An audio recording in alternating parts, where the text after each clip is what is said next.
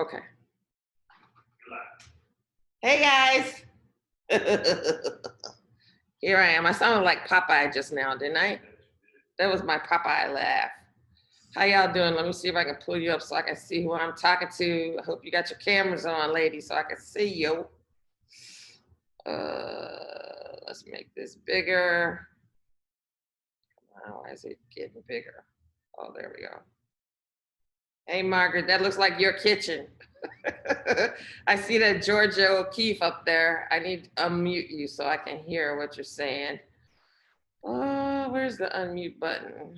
I can't find it. Where is it? Now I'm gonna really have to edit the video because I got all that snarkiness in there. Can you hear me? Nod your head. You can hear me. Nope. No?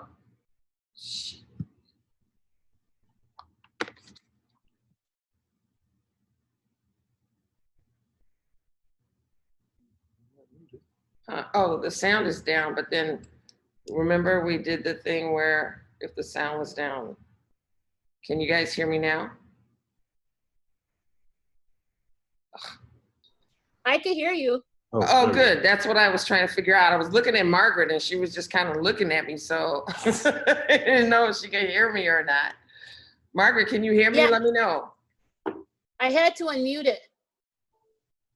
Let's see. There's a little thing that we have to unmute on our phones. Yeah, I see. She's not muted, but I can't hear her. Margaret, check your volume. No, that was Claudia. There she is. Oh, okay. Yeah. I see. I can hear you now. Okay, good. I just want to make sure I can hear you guys talking back and forth to me when we're painting. So. Where's Claudia's pretty face? Oh, there I'm coming. Yeah. There she is. Much Why are you better. sideways, girl? That's how she rolls, Cheryl. Oh. I'm trying to charge my phone. All right. All right, so I can see y'all very little bit. How come I can't make it bigger? Is it because this is open? Right, because there's only 2 people on it. I know, but I should still be able to make them as big as I want to make them. On this side? Oh. Now I lost one. Hold on. Okay, there you go. What's your shirt say? Cabrona? Cabrona. Nice. That's hilarious. Girl, you never cease to crack me up. You know you're a badass when you can wear a Cabrona t-shirt. Oh, that's so funny. I can't breathe. All right. So, yeah, so today, you guys, we're going to paint Salvador Dali. He is my favorite artist of all time. Every time I get a chance to go to Florida, no matter where I'm at, I drive to St. Petersburg so I could hang out with Dali. And the last time I went was for my birthday last year.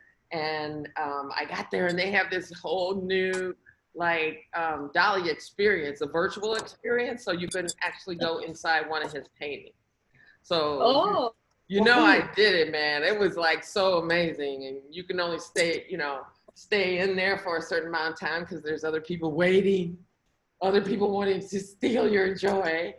So I only got to do it for a few minutes and then I was rushing to get to Orlando because it was my birthday.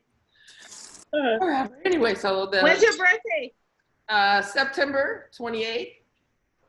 And I was actually down there to see my cousin who I never met. So she lives down there. So that's another reason for me to go down to Florida. How about you guys? What month are you born? What's your birthday? I'm June. June what? Yeah. 4th. June 4th?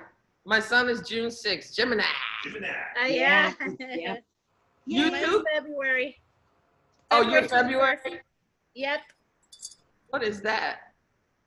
Aries? February Capricorn. February 21st. Are you already When Pisces it's then? Pisces, Aquarius, right on the cusp. So all kinds of crazy. Yep. Yep. No, not you, Claudia. Lots of water. Oh, it's funny. All right, guys. So while we paint today, I'll try to, regale you with some Dali facts. Good. Most importantly, we're just going to paint this cool painting. So what I did was I just took a portion of this painting to focus on because it is such an, it looks really simple, but it isn't. It's like, this is one of the most famous paintings of all time that we're doing today. And it is Dali's most recognizable surrealistic painting. So the idea of time, a clock, in the shape that it's in the liquid form that it's in, like it just is constantly dripping away from us, right? It's like you can't hold on to it. I mean, I totally identify with what he did with the clock. So we'll delve into that a little bit more later on. So what I thought is, oh, you know what? Oh, I do. Okay, so what I thought is, what we'll do first is go in and do the background line so that we can guide where we're painting, but we're not gonna trace, the foreground part, just the background part, okay? So we're not doing the tree right now. We're not doing the clock. We're just gonna do those horizontal background lines in the rectangle here so we can get that going, okay? So let's go ahead and get our carbon going and lay this down. And then Danny, if you could get me a, whatchamacallit, pen. Yeah. I'm always losing words of whatchamacallit. And then I add words willy-nilly. Willy-nilly is one of my favorite, absolute favorite words. Thank you. I love me a willy-nilly anything. Well, actually, it's not a good idea to do things willy-nilly, but just saying the word is so satisfying. I just love it. Okay, so let's see. So there's this circle that's drawn on the piece. So when you draw this like little bit of a circle, just do it really light, because the only thing we're doing is kind of trying to mimic the shadowing that he has going on. So don't make that line really hard when you do this circular line. Okay. So Okay. here we go.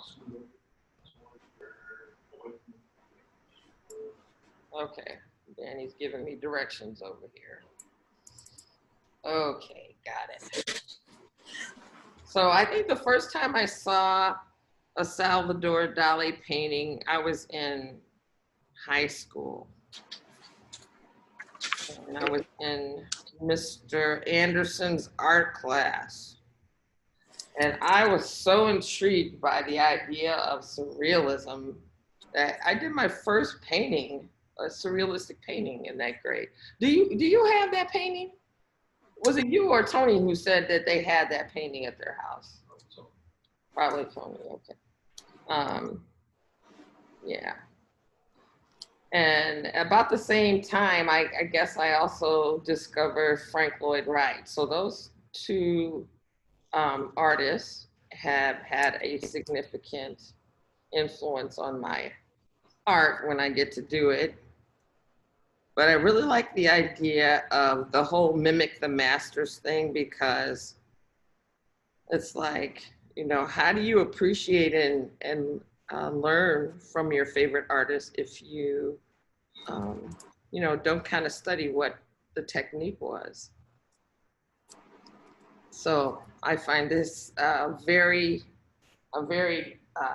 happy to be able to do this and take the time to do it. So it's kind of like, you guys get to enjoy this, and so do I. Yeah. So yeah, I'm going really light here too, because these are not actual lines on the image. They're just like guidelines for blending. So I'm doing really light there. Same thing here. I'm just doing really light, not pressing too hard, because I just want to get, kind of mimic that shading area. So there we have it. So actually, I'm going to go ahead and continue. Oh, I guess I can just do that with my paintbrush. So number 14 brush is going to come in real handy right now because it's going to be our straight line guide. You know, when we get our number 14 brush wet, it's awesome edge. So that's what we're going to use to help us create these straight lines we need to have. Right. So we'll start from the top and work our way down. First thing you want to do is grab that palette knife and start with some white. And of course some yellow. And we're going to go to blue. So we can go ahead and get some of those colors already out on our palette. And Danny told me not to be all crazy off on my palette. Just stay in one place because I tend to use my whole palette, then I get another piece of palette paper, and then the people are like, well, how come we didn't get 2 trays? I thought about doing that. From now on, I'm just going to do 2 trays, because then people can have, you know, more like a tray for light colors and then a tray for dark colors. You know what I mean? But they could also use the one from the prior painting if they're regulars, so you don't have to be wasting. Well, for you guys, sure. But for people who have never painted with me before, yeah, it's like, yeah, you gotta help them out. So last night, you guys, so I was working with this university in New York. It's called Hamilton College. And oh, that's so nice you did that, because I started to do this and then I got distracted. I am thanking Danny for putting my little paper towels over here, because I started to do it myself and then I got distracted. That's how my brain works. It jumps around willy-nilly.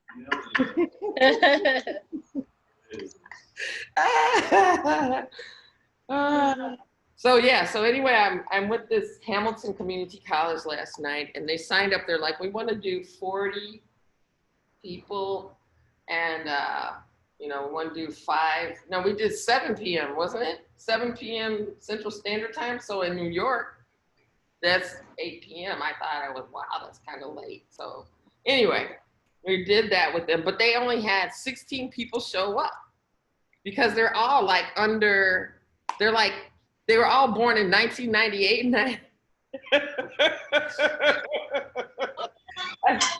I think that's my youngest audience I've ever had, you know? Wow. So the trivia didn't go too well, because Danny was doing the research and he was like way off with the questions. So we had no idea they were that young. Okay, so I'm gonna go ahead and I'm going to clean off my palette knife, and I'm gonna go to my white and I'm gonna add a little yellow to it. So do your best to try to mimic that top sky color, and then we're gonna go to white. So that's— Hey, honey, I'm in a class. I gotta call you back. Okay, all right, bye.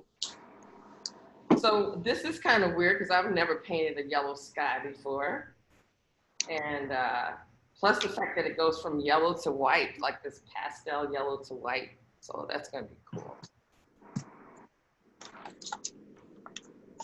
So, okay. I'm gonna put just a little more yellow to my white.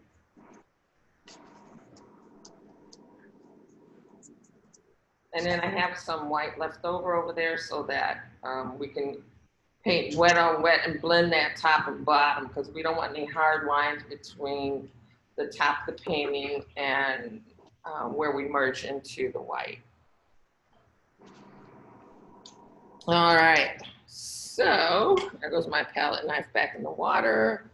I'm gonna go ahead and grab some fresh, clean water and pick up some of my pastel yellow.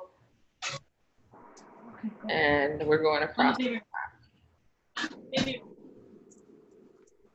And so we want to paint, let's make a mark like about right there on both sides. So we stop about right there and then start putting in the white. Let's start with the edge of the canvas first, kind of, so that when we switch over to the white, we'll still have some wet paint to blend with. You guys doing okay? Yeah. I hear a lot of activity in there. Is that your puppy dog? Yeah, I'm trying to get them to go to the bedroom, but they won't. They don't want to. What do you have, Claudia? I have a lab, a Griffin Terrier, and a Yorkie. Oh, and they're being naughty children right now. No, they're very clingy. They want to be right here. Oh, of course. Yeah, Ginger's the same way. You weren't with us when I was still painting at home. I had the studio, but I was painting live from home, and Ginger would be right there. I mean, she'd get to the point where she'd be in tears, like, why aren't you talking to me? You're playing with me, you know? So I totally get it. So I've added my white in to the pastel yellow. And make sure you're wet on wet with this, because you shouldn't be able to see a line of differentiation between your pastel yellow and your white. And so I've merged that. So now I'm gonna rinse off all the way so I can get all the yellow out of my brush. And we're going all the way down with that, or no? Well, if you look at your reference image, yeah, it's halfway. We're stopping right at the top of the triangle, of the rectangle. So right now, we're picking up pure white right now, which is the first time I've ever put white on a sky before, but that's what we're doing.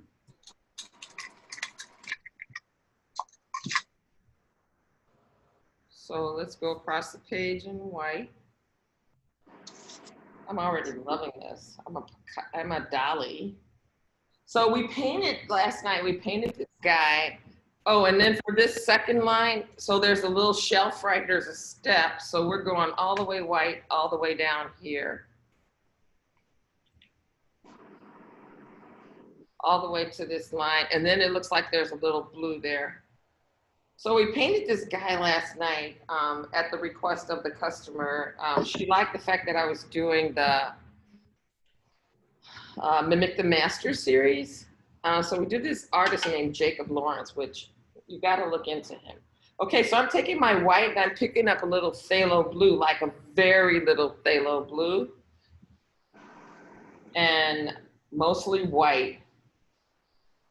So I don't know if you can see that or not, but it's just like the palest blue you could possibly get, and we're putting it on the horizon line right here. All wet on wet blend. Wet on wet, just in that one little spot, because the clock is literally covering up the rest of this area. Yeah, so if you have to rinse your brush to blend those two lines of color together, rinse it and dry it off. Most of the water, not all. And then just take your paintbrush and blend those two lines so you don't have any line of differentiation there. Just be blended.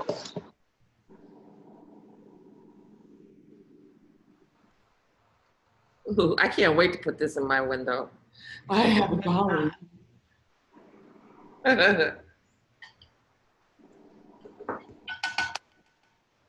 So how's that blue showing up? Let me see. Is it very light? Let me pull this thing out.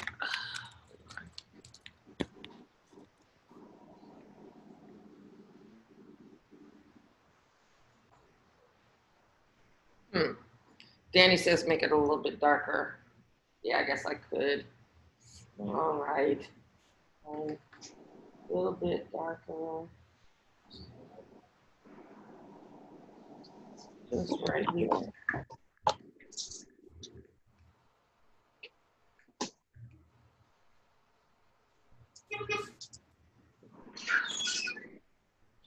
Okay, well, you go by your reference photo. I know you guys are good at that, so. I'm drying off my brush again so I can blend that hard line into the lighter blue.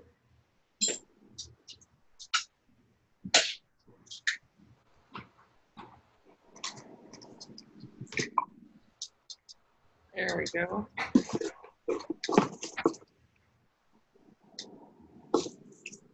Okay, and now this is what I'm going to do.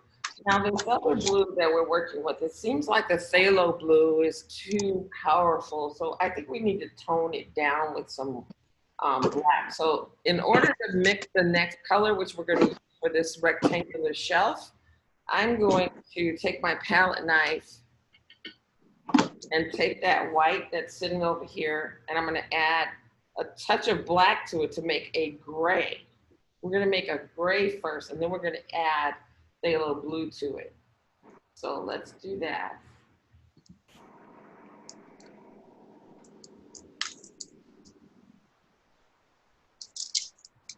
I think that'll get us closer to the blue that's in the image. Get out, go move over there. Move. She's talking to her babies.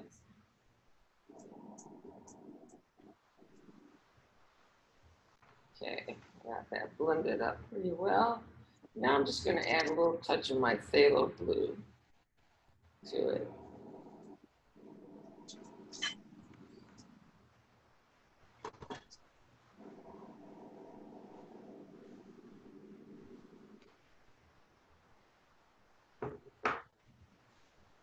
I'm going to take a little bit more, just a tiny bit more.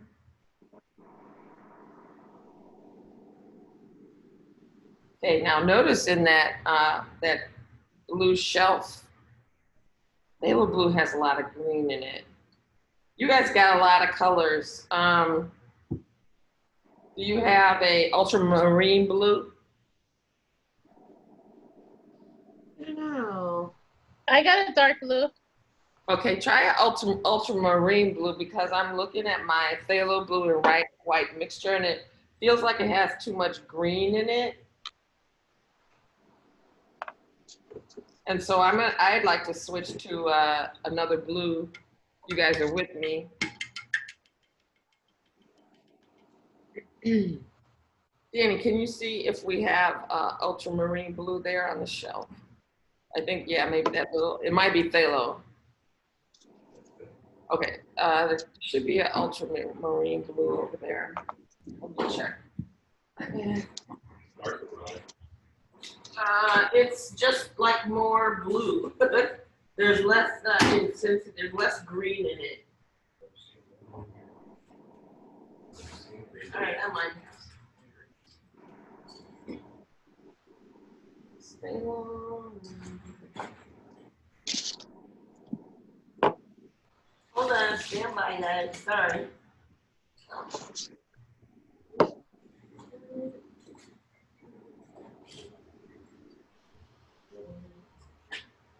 There we go. I have some anthracnone blue. Let's see what that looks like. Let's see. Otherwise, I'm stuck with my phthalo blue, which that's fine. So yeah, so our job right now is just trying to mimic that color. So I'm gonna, can I just add some of this to that? Let's see. Is that gonna help?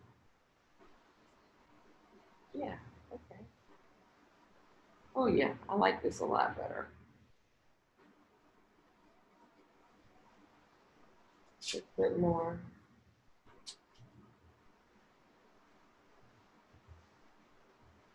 Oops, get out of there.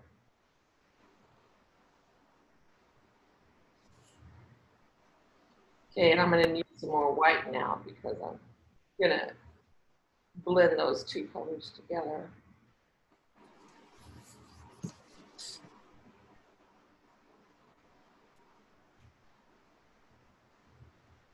More.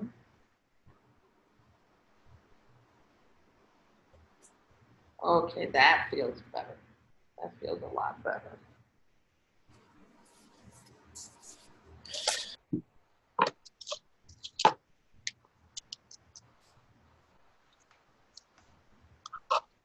Okay, so I'm going to start with that darker blue on the edges of my rectangle and then move to the center with more white and a lighter blue.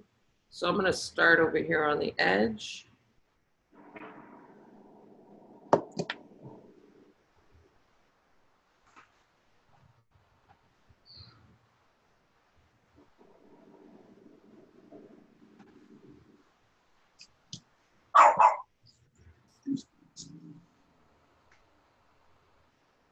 Yeah, that looks good.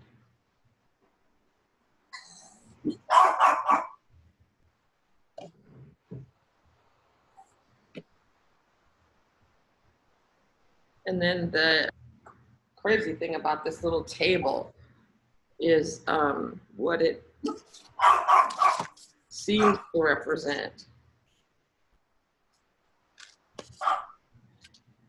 Can you look up Dali's painting, The Persistence of Time, Danny?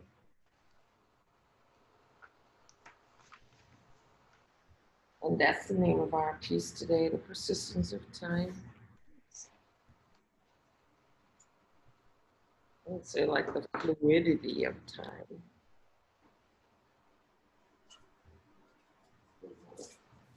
I would like to know what the rectangle represents. So I'm gonna go lighter now. So I picked up some lighter color and I'm pushing it back into the darker color. Because this is about, like, we can tell that our tree is right in here somewhere. So let's go on both sides of the tree.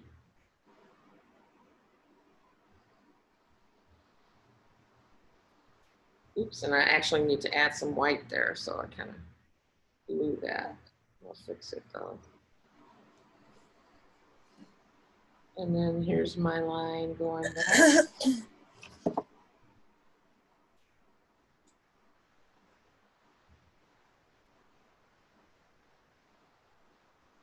And then it looks like we have like a little triangle shape towards the end here.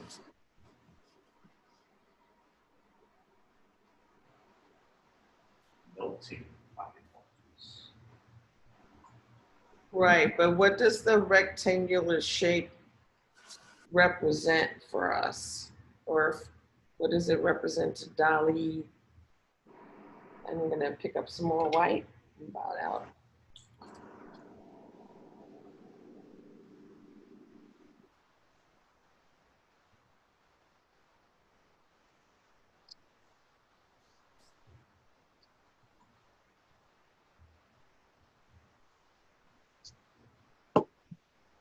So I'm blending these colors together so it's lighter in the center.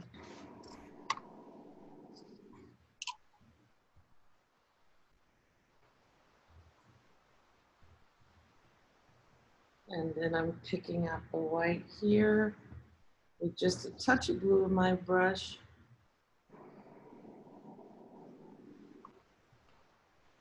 To pick up that outer edge. And let's blur that line too.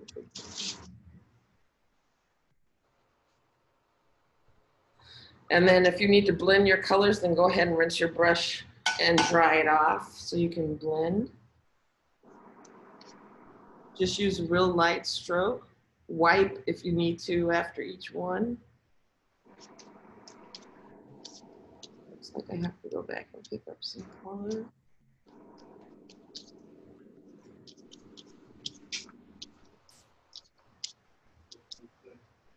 Gonna say, can you Google, can you just read the description for us of the painting?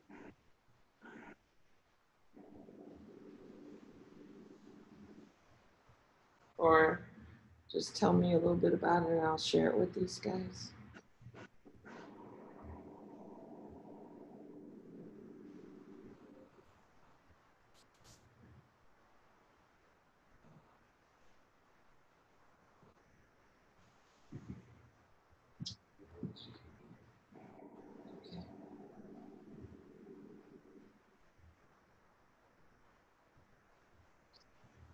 With the persistence of time, and then that came up.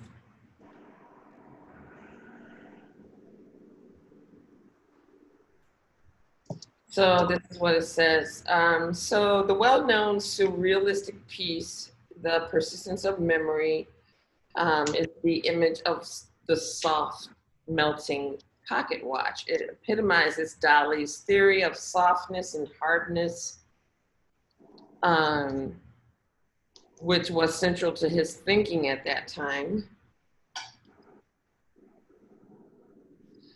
The soft watches are an unconscious symbol of the relativity of space and time, a surrealistic meditation on the collapse of our notions of a fixed cosmic order. Okay, Dali. That boy was smoking some stuff back then. This interpretation suggests that Dali was incorporating and understanding the world introduced by Albert Einstein's theory of special relativity.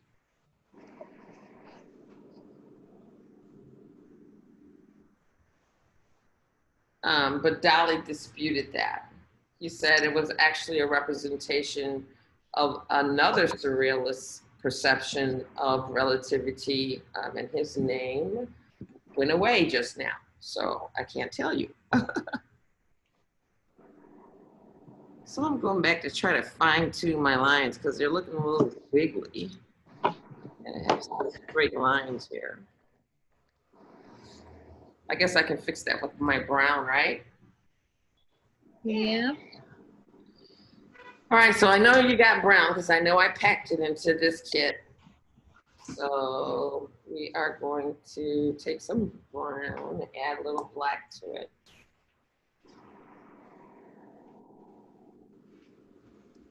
And you guys are grown-up painters, so I mean, I normally would tell other students not to use their brush to pick up the paint. I know you guys know better about polluting colors and stuff like that. So as long as you don't pollute colors or try to overly mix things with your paintbrush, you're fine. When you start mixing your colors with your paintbrushes, when you damage them. So let's go down to this area. I'm going to take some black and I'm going to add some brown to that.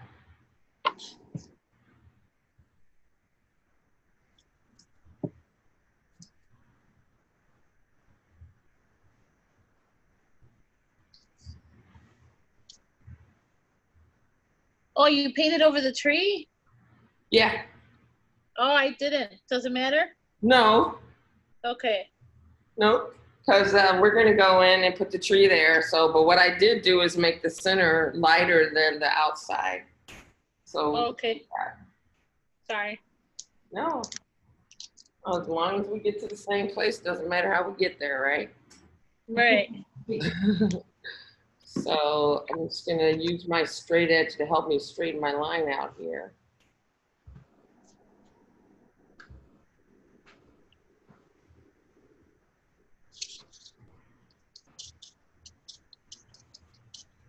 And hopefully this looks a little straighter now.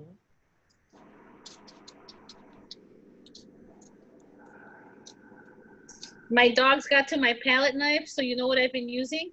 What? A knife? My forks and spoons from the takeout. There you go. That is an excellent idea. Because otherwise they just go to waste, right? Right. So why throw them out? Use them as palette knives. Yep. Yep.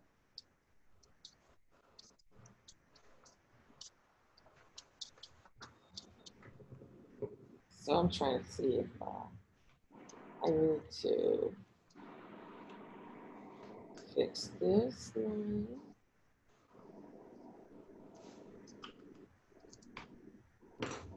Okay. And I'm going to add a little water so I can use the rest of this color. And then we're just going to come out. Make sure you make your vertical line here.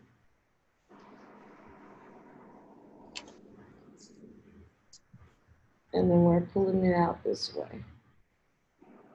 Don't put too much pressure or you'll go off the line.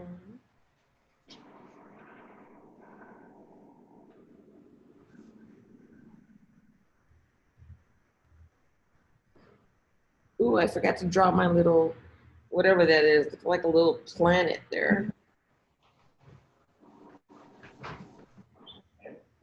Planet, planet, planet. It looks like a little planet. It does. It does, you know, what makes sense. It's like, okay, a planet does not belong there, but That's why it makes sense. that's my Dali, you know, that's how he Yep, thinks. it's your guy. So he used to, I probably told you guys this last time, but when to capture his dreams, he would fall asleep with a like metal plate at his feet in a chair, and then he would hold a spoon in his hand or something like that. I can't remember if it was a spoon or something else. And then he would fall asleep and dream. And then when he was in his deepest, most active dream state, of course, the spoon would fall and he would wake up. Hopefully he dreamt of something really cool and then he would paint it. That's how he got his ideas. Oh, how cool. So I'm going over to the side. I'm trying to make sure I get this line correctly. So you think he thought he was like a visionary, like a? Well, I think that he saw the value of dreams, you know? Yeah. They're just not there to, like as a movie show for when you go to sleep, you know? It'd be pretty cool, you know, like you could just go to sleep and not have your mind going a million miles a minute. I know my brain just works all the time. It never sleeps. Sometimes that's a good thing and sometimes it's not, you know? So I think he just saw the value in it, especially when it came to painting what he saw. And also he was like, uh, you know, he lived in the same era as Picasso, you know, with his idea, the father of Cubism, on what should be and what shouldn't be. Okay, so now I'm gonna go all the way over to brown. I'm going all the way to brown. Before this dries, I'm gonna try to push my colors into there. I'm gonna add, ooh, what am I adding? Some yellow? Can I take some of this? No, I don't want yellow. Yeah, maybe. I'm just gonna go with the black that's on my brush and I'm gonna take a little of this pastel yellow, move it into this brown. Maybe a little more black. And now I'm trying to merge my color. And actually I'm feeling like there's a little red in there, but that could just be because of the image being pixelated a little bit. Just to be safe, let me add a little red to this. I'm feeling like in that corner over there, there's a little red. So I'm picking up a little red on my brush too, and adding it to this. And maybe just regular yellow instead of pastel yellow.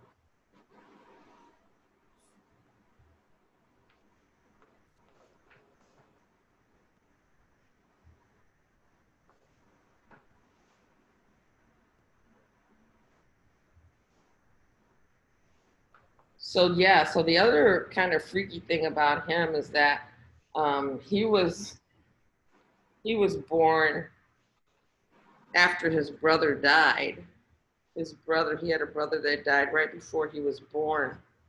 And his parents, they were so devastated by it that instead of giving the boy a new name or giving Dali a new name, they just named him the same thing that his brother was named. So he always struggled with his own individuality. And if you look at some of his paintings, you'll see where he's painting his brother into the paintings. It's kind of cool, but also kind of creepy because he never like actually separated. Like he still kind of felt like maybe he wasn't really his own self. He was still this reborn dead kid, you know? Imagine growing up with that kind of pressure. Yeah. Okay, so now I'm gonna add some more yellow because I'm getting to this point in my painting, which if we look at the edge of the rectangle, now we're getting lighter in color. So first I'm gonna try to add some yellow to this and see what I get.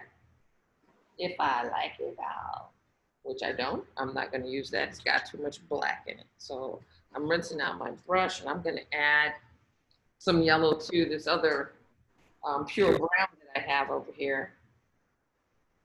Let's see what we get there. So I'm not going to use the red. Let's just do a little brown. There we go. I like that.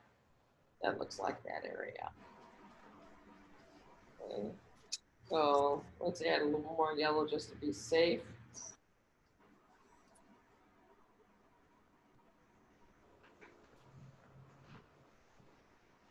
So yeah, I'm gonna scrub this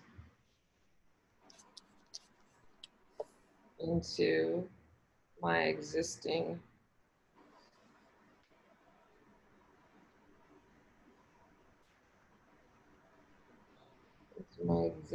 brown.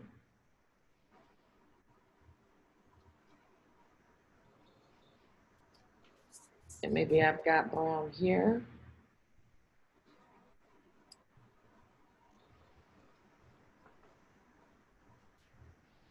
And then we got a darker brown along this line here. So I'm just picking up my color.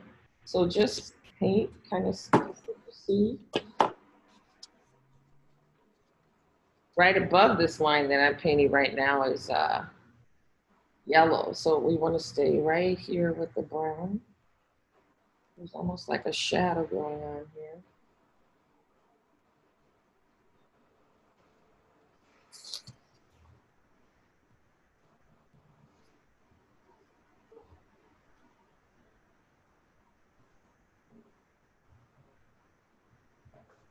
Ooh, and I'm feeling like I need to quick blend that. Blend it. So when we put our tree in, this will look a little better. See, yeah, so we're just looking at our reference image and trying to blend that color because I'm feeling like, whoa, I think that tree is going to help us make that gradual color change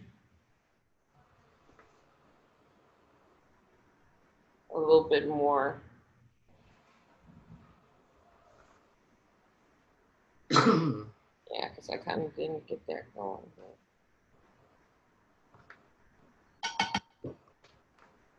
Actually, I'm just going to go ahead and line this out.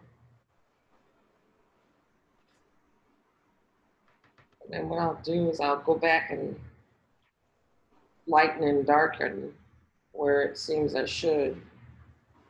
Trying to keep the paint wet. Do you guys have blending medium or no? Boo! I don't think I know how to use it, but I think I bought some. Okay, so blending medium helps the paint stay wet while you paint. So you know how sometimes we're trying to blend something and it doesn't blend because the paint dried already? That's what blending medium helps you. It keeps the paint wet while, and gives you a chance to blend it. So it's almost like you're turning your acrylic paint into oil paint is what's happening.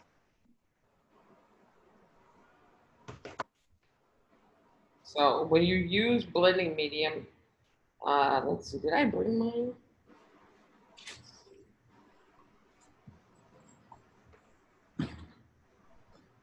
I have this bag I take back and forth from home to the studio because I think I'm going to get a minute to paint, and I never do. Yes. Such is the life of a archer. Life indeed. Hold on, get this out. You see that? How I corrected that mistake I did. Just take a clean, wet brush and just scrub it away.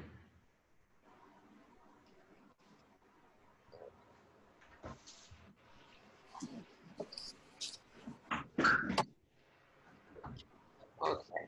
Well, yeah, if you have your blending medium, pop that out, well, Margaret, and add just a tiny drop to your paint that's on your palette, and it'll help you. That'll be fun to experiment with. Yeah, might as well get that out and use it. So one of them says glazing. Oh, the slow dry medium. Is that it? Yeah, slow dry. That's it. Ultra matte, slow dry. Okay, got it. And some kind of glaze. Slow dry. Slow dry medium. And again, this is one of those paintings that looks really simple, and it is not. It's not. No. It has a lot of color. Yeah. Well, it also kind of goes against everything you know about nature. You know, it's like the sky, number one. And I think I need to make this dark. So,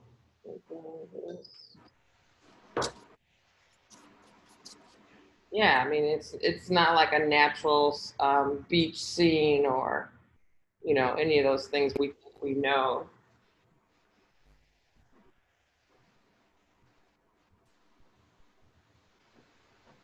And imagine he was the, you know, the first one to um, decide that things should look this way. It's just,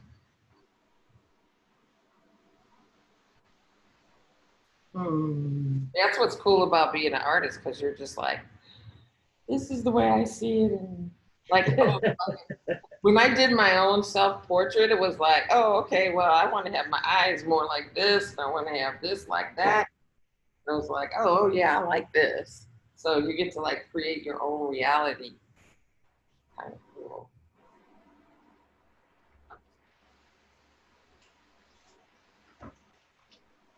So I'm not trying to 100% exactly mimic his shadowing, but as close as you can get to it is what we're shooting for.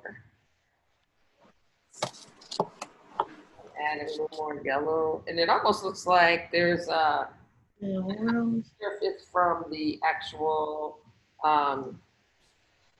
painting itself or that it's pixelated a little bit. That there's a sense of like stippling going on in this area. So like instead of it just being brush strokes, it's more like, let's do this. So watch this for a second. Let's see.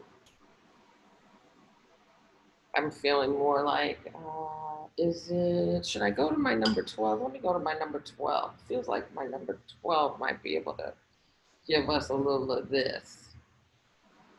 You know, it feels like there's some patterning going on. Maybe add a little white to that.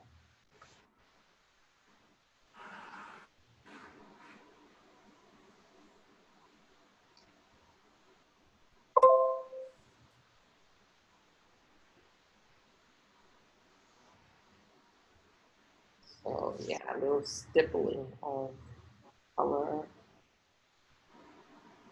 So he's hiding his brush strokes with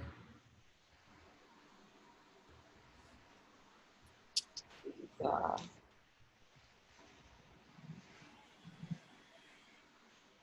and joining that those lines of where the color meets with the stippling. That's what you call it when you're.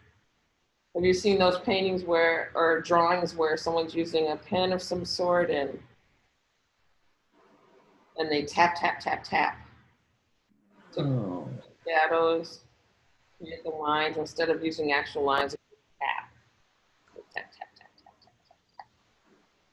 So we're going to take this all the way to the edge because we don't want to stop where we think the clock will stop, because then it looks like we stop. So we got to be real deliberate about making a smooth transition from our stippling to the clock. Feels like it's going in a. So we're creating this area like there's this point. So that's why we're kind of round in that stippling. And we'll go underneath, and then we'll stipple a little darker over there on top of these brush strokes that we created. I think we'll be happy with the results that way. Go back, overlap. sense of depth because of this lighter color. It's almost like crazy horizon line.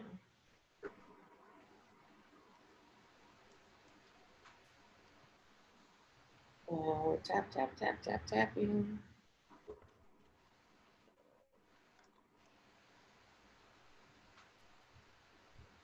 Now you said for the car one that we have, there's a video? No, I actually have to re-record the video because it only Okay. partially recorded. I mean, there's, how much of that video do you think we recorded? The car? I'm just gonna do it over again, Claudia, because, no, it didn't all record. I just feel better about that, so I have that and a bunch of other videos to get recorded by Wednesday. So I'm actually gonna. Okay. I'm gonna. That's the one we have to catch up on, Margaret? What was that? That's the one we have to catch up on. Oh.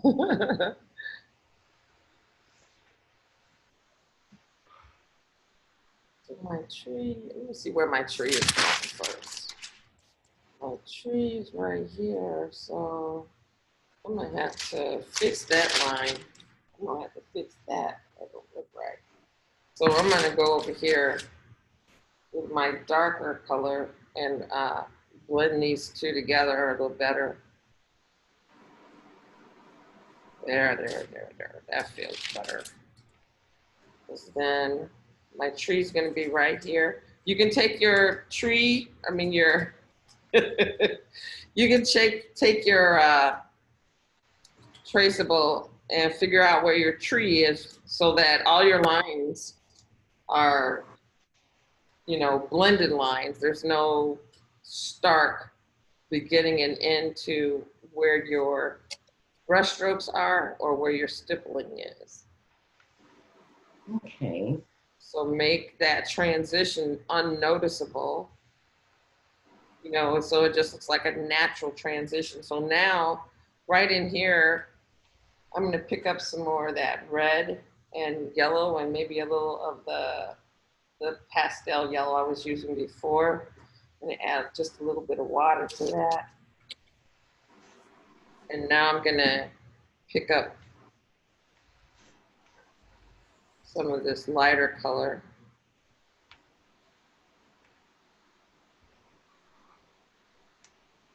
I'm just gonna make this gradual transition. A little red.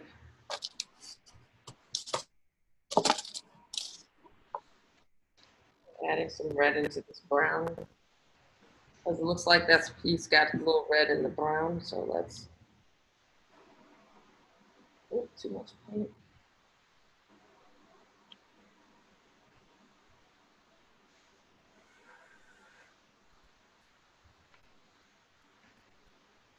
And yeah, I'm just trying to kill all these brush lines I have on here.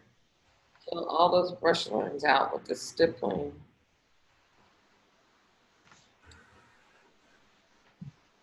And then pick up some yellow. And some more bright yellow.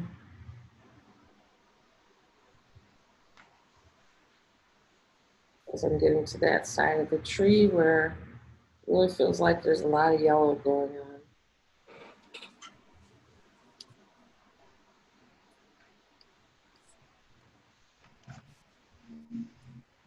And I'm gonna pick up some more brown too.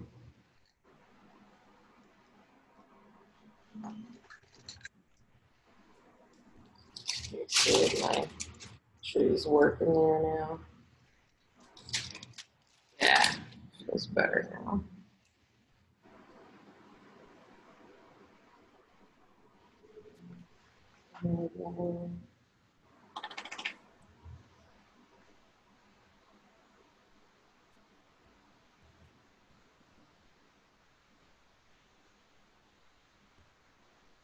So what are you guys eating for dinner tonight? I'm hungry. Yeah, you have a fruit salad in there that I didn't want last night. Oh. So. Okay, that's not what I had in mind, Margaret. Oh yeah, you know what? I had a burger yesterday on lunch. So you're cleaning up your That's act kind today, of what a you're telling me. yeah, that's sort of a weird treat. I'm not sure how long my body wants to spend digesting that. Mm. But the Long Room, the biscuit man over at the Long Room does a really, really nice burger, and it's not too big. Oh. That burger the size of your head never works for me, you know. Yeah, but then you have something to say for later, don't you? Yeah, but you know, the cat will eat it. Oh, yeah. Yeah, well. He's a big fan of people food.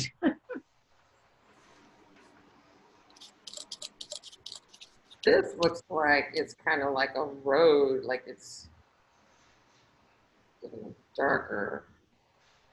There's that circle again. Me and Margaret were bad this week and had a banana split. Oh, we had a banana split for lunch. What day was that? That was awesome. I think it was Wednesday. For Yeah, lunch? that was Wow. awesome. Tuesday or Wednesday, yeah. It was Yeah. It was pretty early in the week. That's like Yeah. one of my favorite desserts.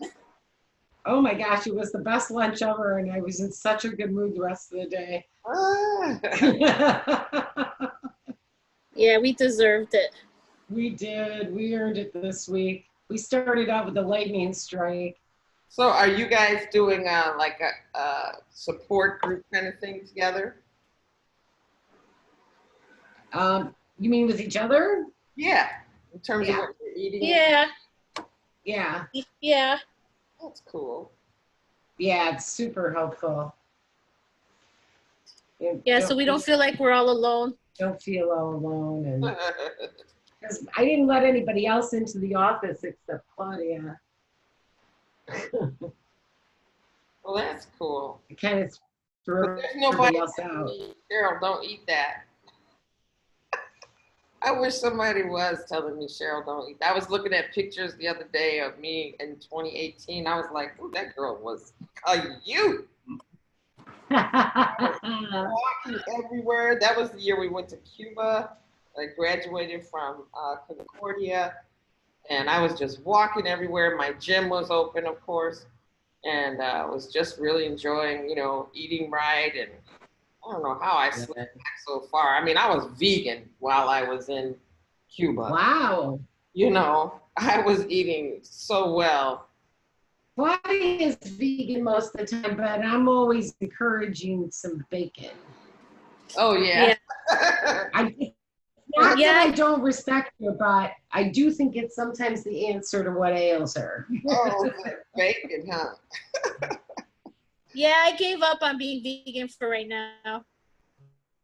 Yeah, I mean, I tried it. I mean, I'm not 100% vegan. I eat, but I don't eat a lot of meat. So, like, I might have, let's see, when was the last time I had meat?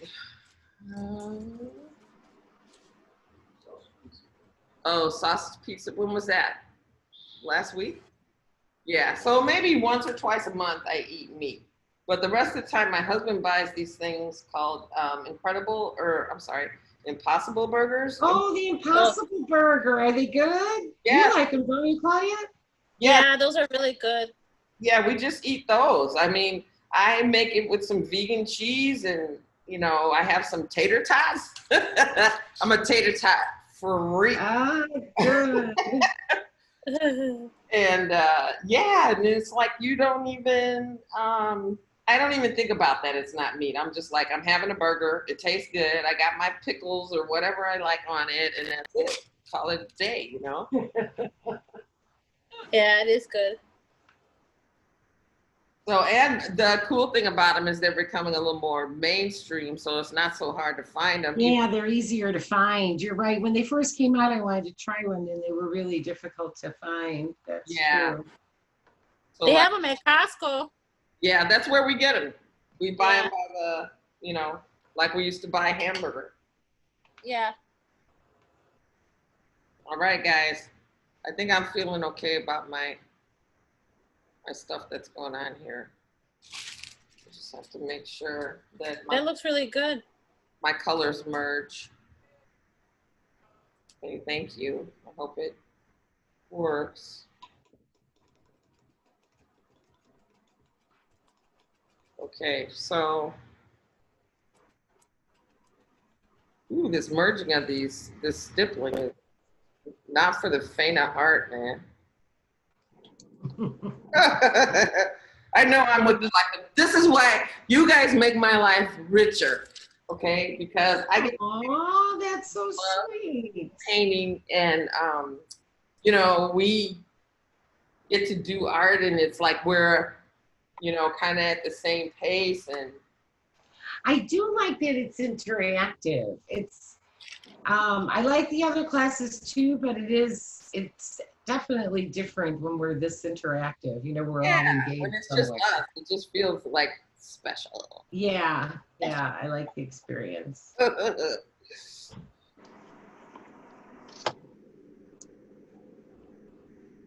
Right. All right.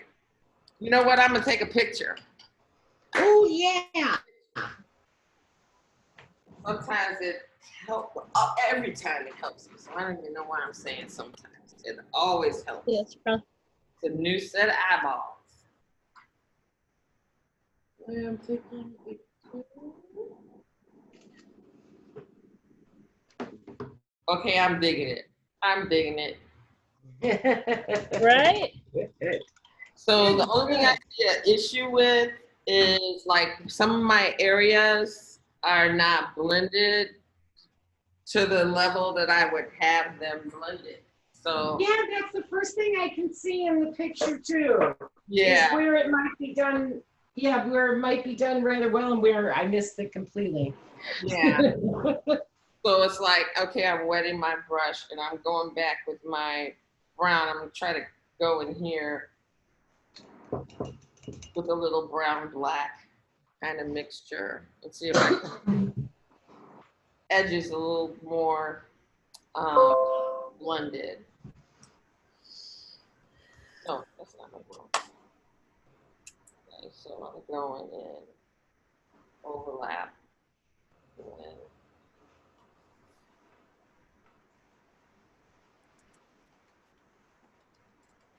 And what if I just use my finger a little bit, blur that?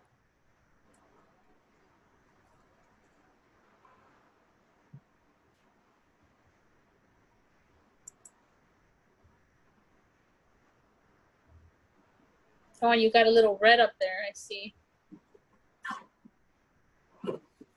Where? Oh yeah, Up on top. yeah. Add a little red. It feels like.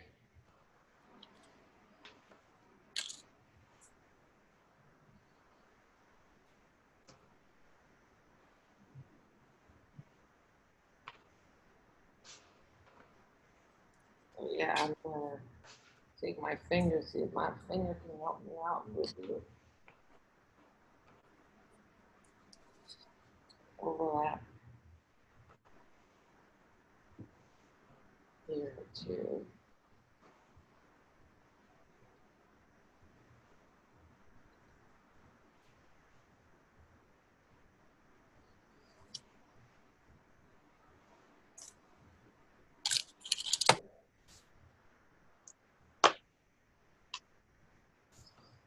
All right, all right. Okay, so I am going to clean up my um, my line here before I put my tree in. So I'm gonna go back to my black brown mixture, cleaning my just a little dirty. And I'm gonna add some more brown to my palette. And also a little more black to that, or a little more brown to that black that I have here. And then I'm gonna, my next step is gonna be go in and make this line. So let me pick up a little more black. And I'm mixing the brown in there so that it's not so stark a difference. And then immediately after that, maybe that's backwards. Shoot. I think I need to make the yellow line first, the yellowish brown line first, and then I'll follow that up with the black. Because if I try to lay the black down now, it's just going to blur when I try to put the yellow next to it. So better to put the yellow down first. So that yellow is going to be a combination of yellow and brown. So let me pick up some of this brown and just add a very little bit to it.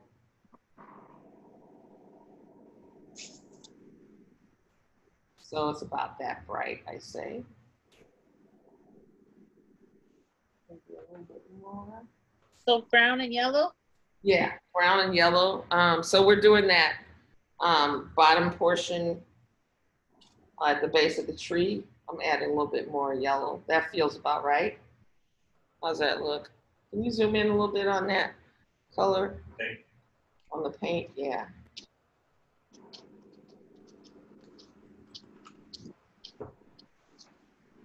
So it's like Dijon mustard kind of color. Yeah. Color, yeah. Or baby diarrhea. I mean, you know. Oh, come on. Oh, nice, nice.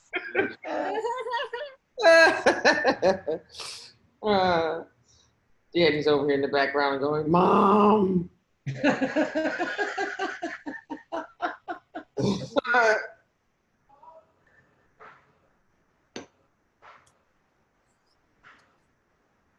There we go.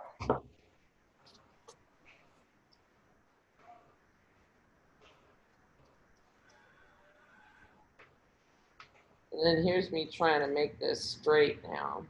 This is not. Huh? Move my phone out the way, sorry. I just had that color quite right. No, it's gone. So now I'm gonna have to do another coat of this because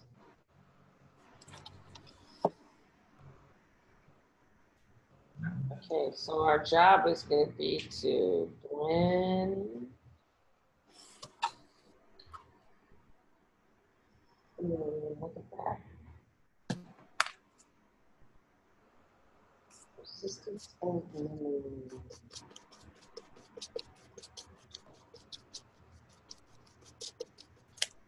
Oops. Oh, I just messed that up. But now I have to go in and put this.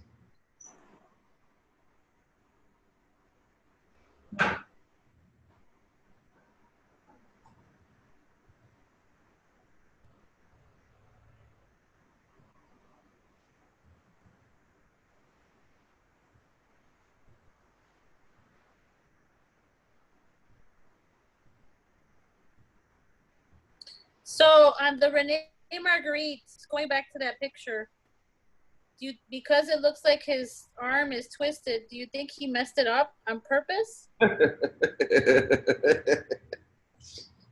Yeah, I don't think that was a happy accident. I think that was so intentional. Oh, come on.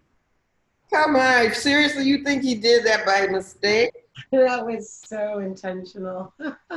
And then the lighting, right? So, I don't know. It's so cool to that I didn't notice it until somebody pointed it out to me. And then you can't take your eyes away from it. Yeah. It's the most unexpected thing, and I wasn't observant enough to catch it. Like maybe it could be represented that someone twisted his arm to paint the painting. That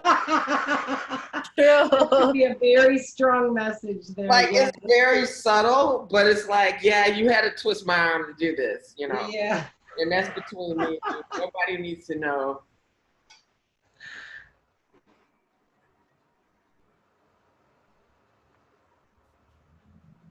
Yeah, it's interesting to try to understand why an artist does a certain thing.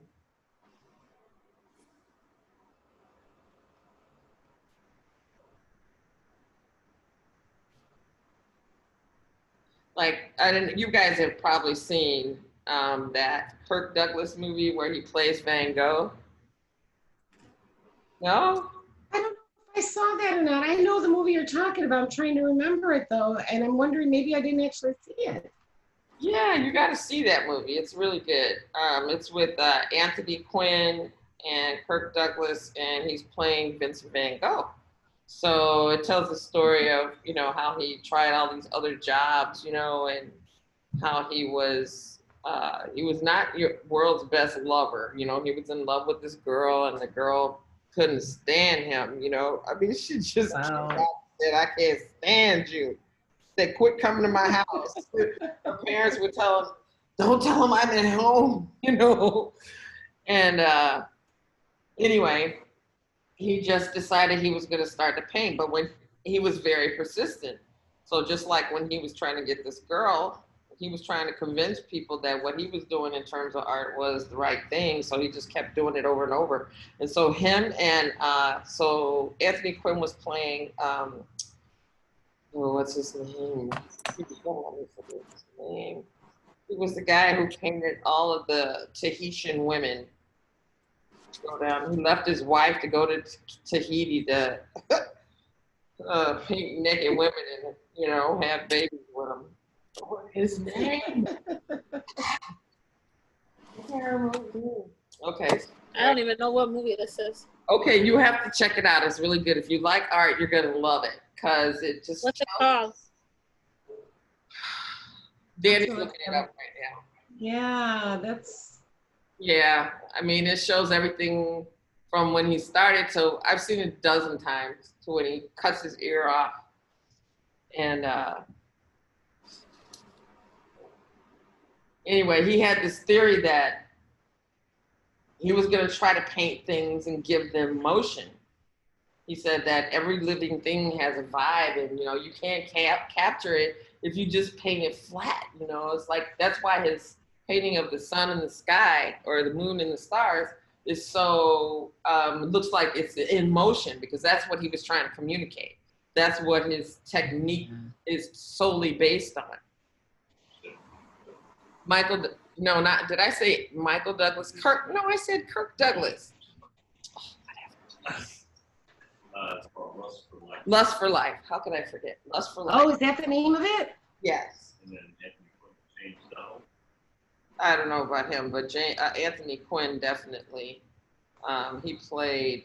Oh God, can you look up what he played so I can quit driving myself crazy? The role. Yeah, the role he played. The name of that artist. Gauguin. Gauguin. Oh, wow. Oh, I gotta watch it now. What was it called? Lust for Life. Love for Life. So I'm turning this upside down so I can get some straight lines going on this piece right here. So 1956. And he actually went to, is it Amsterdam? To film the movie. And there was some people, because this was in 19 what? 50. Okay. Well, somewhere around there. So anyway, so there were still people alive at that time who knew Van Gogh, 56. So there was an old lady around at that time who knew Van Gogh, and she said that the role that, how they did Kirk Douglas's makeup and everything, he looked just like Van Gogh. That's crazy. Amazon Prime. Yeah, if you have Amazon Prime, you should be able to get it. Well, yeah. Okay, cool. Oh, okay. Danny said that you got to pay for it. It's $3.99. Because they probably use it a lot in. Art class. Yep. Yeah.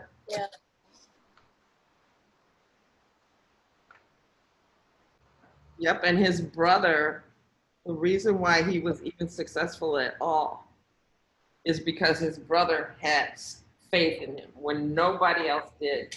He kept Van Gogh alive because he wouldn't work. He just painted, And so his brother kept him, in food and clothing and rent by sending him a check. And Van Gogh at one point thought that he was doing it by selling his paintings. But of course, nobody was buying his paintings because they thought he was out of his mind. Painting stuff that you know, was all wiggly and everything. They were like, that's not how you paint, because everybody was so accustomed to the masters, you know, the Renaissance painters, and how, you know, everything was, uh, you know, fine lined and dimensional. And his was like all over the place, all erratic with the crazy lines and everything. They're like, dude, okay, you know, did you go to art school? You know, don't you see this is the way you're supposed to paint? And he just wasn't having that. He wanted to do his own style. So it was because his brother bought all his paintings and kept them that we have his art today. Because Wow. if he hadn't been doing that, you know, buying his brother's paintings, I mean, that's some love, right? Yeah. That is some love. He was buying his brother's paintings and making his brother think that they were selling. So he was encouraging him. You know, it was just a Aww. story.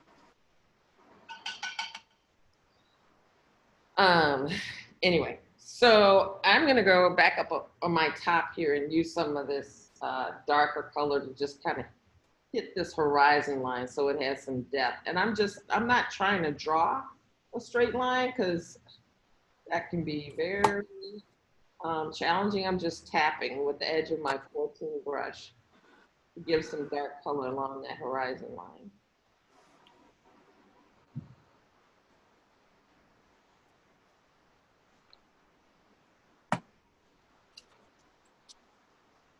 And then I'm just going to see if I can't blend that in. Get a sense of depth. And I'm going to go all the way over because I don't know where my clock is coming in, so I don't want to stop abruptly. And then we have a line right here that I'm going to go ahead and drawing because I didn't do it when I was. Is that right? Or is it going like this? Or is it like this?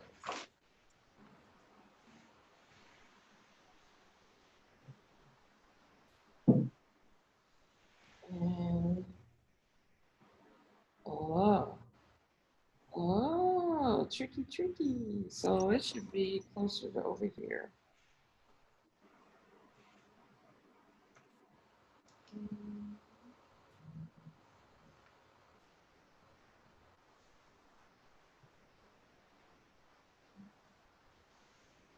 Yeah, that guy Gauguin, he was a trip. He was a married man and he decided he was going to Tahiti, paint naked women. He heard they had naked women down there and he said, that's the life for me. So he booked off on his wife and everything, left her in England, and then went to Tahiti, started painting naked women, and that's how he got famous. He just was like, I got to go paint these naked women. And I think he died of syphilis because he was just messing around with everybody down there. Yeah, he was not your model artist. Kind of reminds me a little bit of Frank Lloyd Wright because I used to do what do you call it? Not tours. They used to call us interpreters instead of tour guides for the Frank Lloyd Wright Home Studio. And I just loved his architecture. It was like that first that Dali painting I told you about. I incorporated Frank Lloyd Wright's architecture into that painting. So I was a big fan. And so when I moved to Oak Park, I was like, ooh, I want to learn about it. Yeah, perfect. And then I found Yeah, out. there's a lot. What was that? There's a lot of buildings in Oak Park that are Frank Lloyd Wright Yeah. inspired. Yeah. Yep. So yeah, so I had to learn all about him. I had to learn about him, his family, Oak Park, different types of architectural styles. And so I did all that, but then the more I learned about Frank Lloyd Wright, the less I wanted to be an interpreter for him. So yeah, I stopped doing that. I did it for like 6 months, 8 months, or something like that, and then I stopped. What you learn about him? Well, he was a scallywag, honey. He was a scallywag. So he had one story is he had one of the first automobiles in Oak Park, right? So, oh, we're about to do this little yellow piece, guys, and then I think we could go ahead and move on to putting our tracer down for our clock. Yeah, we have to do our yellow right here, and just keep in mind if you haven't drawn the line, it should should be a straight angled line into this horizon line right here. Okay, so these need to merge together like that if you haven't done it. We have to draw a line? With your paintbrush. So we're gonna do like a little white and a little yellow. Let's do that first then, so I don't want to confuse you. And yellow? Yeah. So, because we're right here. We're right here. And we're just gonna merge that line like that behind the clock. So yeah, so anyway, it was the turn of the century, you know, early 1900s, and he got one of the first automobiles in the Oak Park area. So, and it was bright yellow, I remember, and he was tooling around town with his mistress. Like, first of all, in those times, to be fooling around in any shape or form was frowned upon. And to be doing it in something that called attention, like a brand new automobile during that time, when you had 4 or 5 kids at home, was not like being a pinnacle of society. Oh. And so he had this whole separate life where he had a place in Wisconsin with, what was her name? I can't remember names now. But yeah, he had this whole separate life with his mistress in Wisconsin. And that's where he built Falling Water. I think that's where it is. I can't remember. But yeah, there was a whole scandal behind that even because he was living out there and the whole house caught fire and some of her kids died. It was really awful. Yeah. And then he just had some kind of questionable business practices. He was definitely in it for the money. But he was also a fascinating artist. So I learned a lot about where his influences came from, which were like Japanese ink art. And you'll see it in his home. Like there's a lot of, it's very clean lines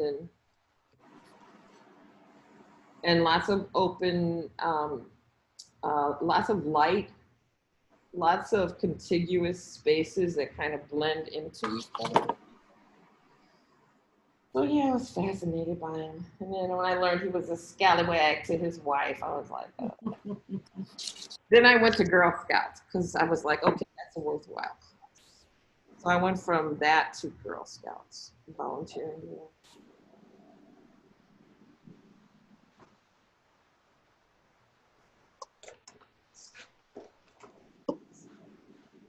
Ta-da!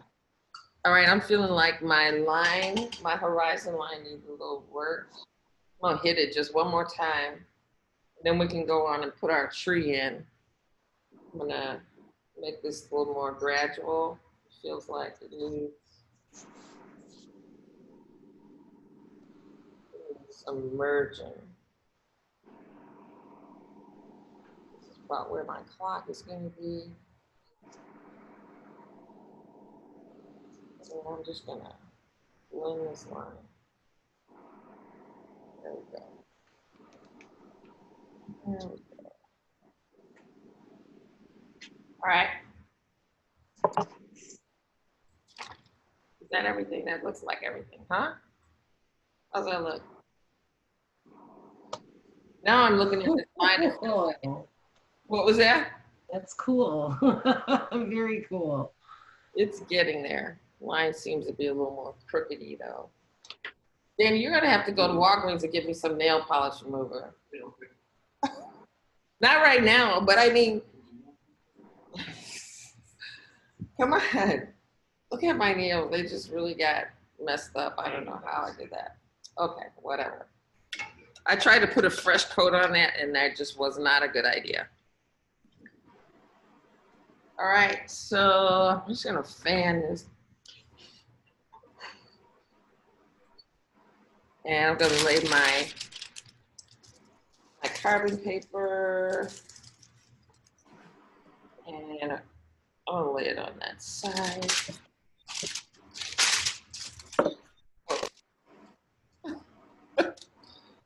Oh. Okay, we got tree and clock. Tree and clock.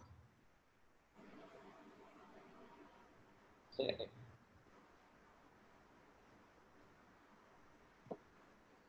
Hey, where's my pen? Oh, there it is. All right, so here we go.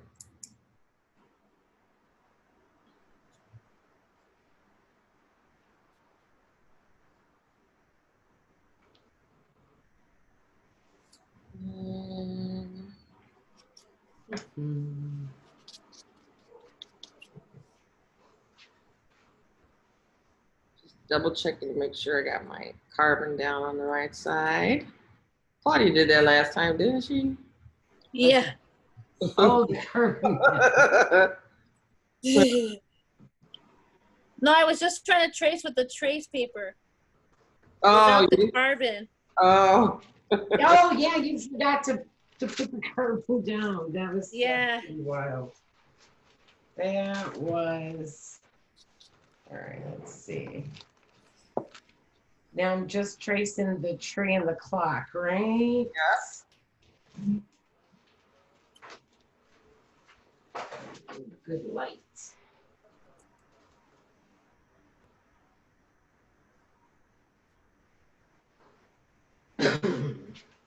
Ooh, what a mess. So yeah, we're doing a party in Texas after we get done with you guys. Oh, is that Debbie's party? Yeah, that's right. Nice. Yeah, we're doing that tonight. Oh, awesome. Yeah, she's really. I was pretty excited that she got that kind of turnout. Yeah, she got, let me see, I think she's having 14 people. Yeah, it's pretty, I don't think she was expecting that kind of response. Well, she kind of knew. I mean, because in the early conversation, she was like, she wasn't sure if she could get 10. And then she was like, wow, it's like everybody's coming. So, yeah, it's so exciting. I think that's awesome. yeah. And thank you, Margaret, for always sharing what you do. Well, thank you. Yeah, we had just started working that Vital program, Claudia. Debbie and I worked together a lot over the years. But we had just started that program at Gardendale, so we were, talking every day. So did you guys work together? Yeah, she's a customer. Gotcha. One of my favorite customers. Oh, I love that. Yeah. Favorite customers. Yeah, I have a lot of women I really love working with, and she's one of the special ones. Yeah, so far so good. All right, so wow, it looks like we need some gray. Great. Well, I might not be dry enough to do this. I should probably pull out the hairdryer, huh?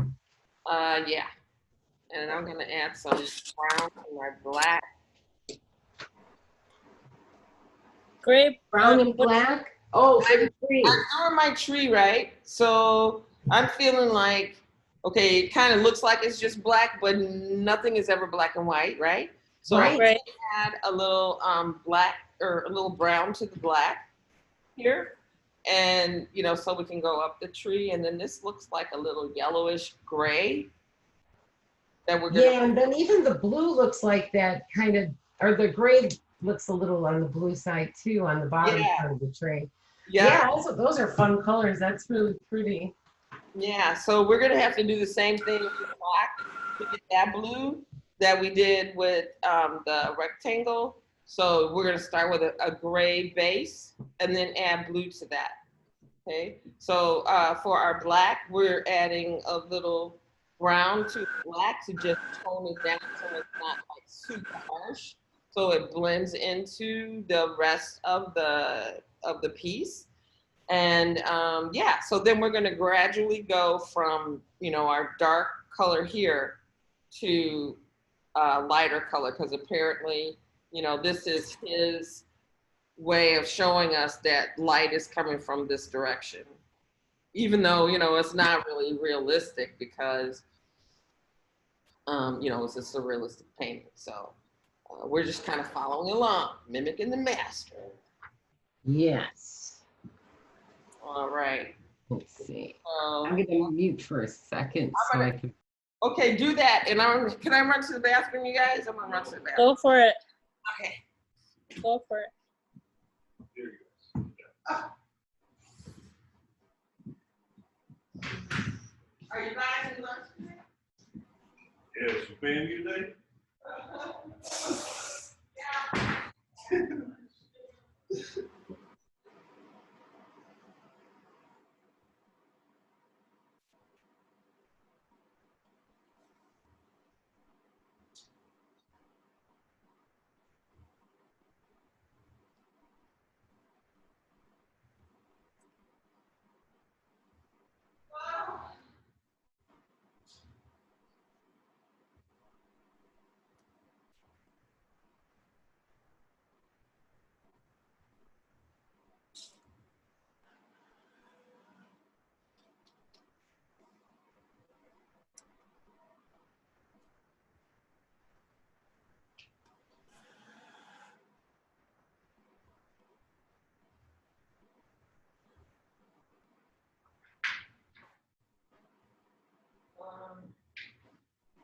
I'm gonna have to you know, take because I'm recording stuff. So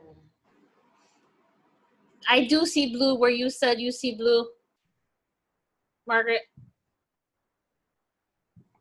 Oh, Yeah, she I muted think us. it's a kind of like real dusty gray blue Yeah, kind of thing. I think Yeah. because I love that color, that's why I see it. yeah. You know. yeah, it's kind of a light cadet blue. Yeah. All right, I think I'm gonna go ahead and start my. Did you get your blow drying done, Margaret? Yeah, I think it's good. Okay. All right. Oops. Holy cow, this place is a mess. All right. I want to have our secondary color ready so we can blend these colors together as we paint. Okay, so I don't want a situation to occur where we're not painting wet on wet. To accomplish what we need to accomplish, it needs to be wet on wet.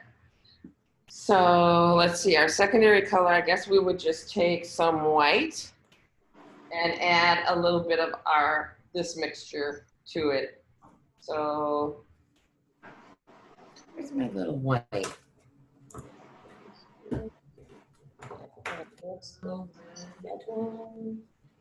Blue. Interesting.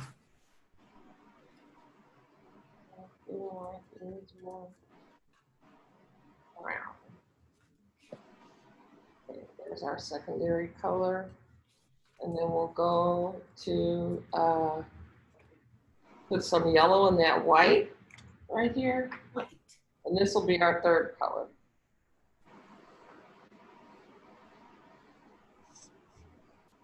Okay, so we got 1, 2, 3.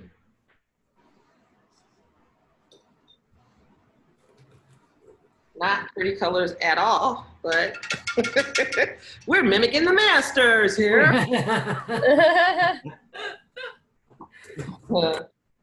So I'm going to start with my darker color. And as you can see, I didn't really blend these colors too much. I mean, I blended them, but I didn't blend them all the way. So I'm going up the left-hand side of my tree. I'm starting like right over the edge of the rectangle. And I'm making this first dark line. And then I'm coming here and continuing down the side.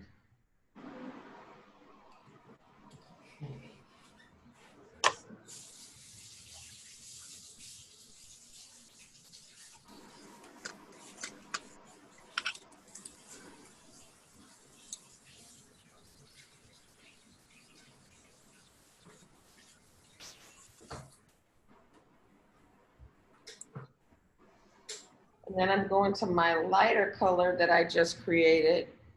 It's kind of yellowy, dirty, and I'm going up the sides all the way up. And it looks like I have to erase that line that I accidentally, I'm just gonna make it fat. There we go. Nobody looking that close.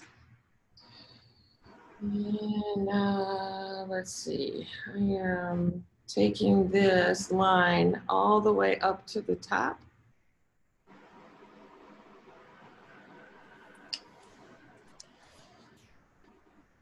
So I'm wet on wet blending.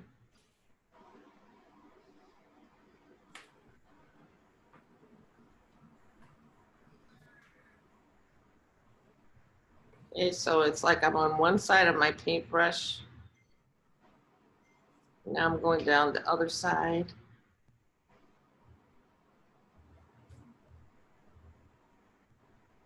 And I'm dark again. I'm cleaning off the excess paint off my brush, and I'm gonna try to blur these lines together so it looks, there's no hard lines, just color blending together.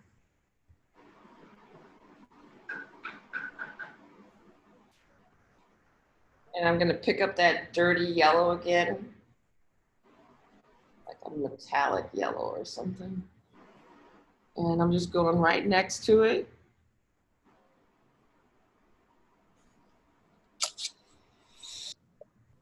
So we don't have any hard lines.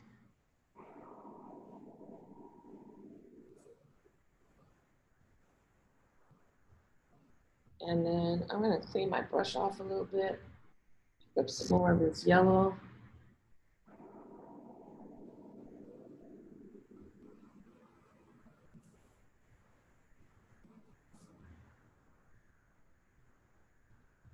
Now it looks like I need to go back to my black again.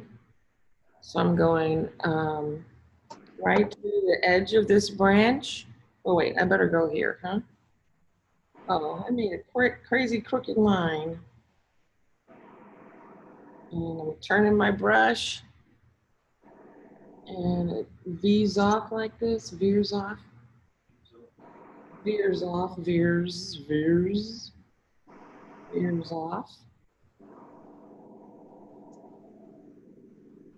And we're going back to the cradle of the tree.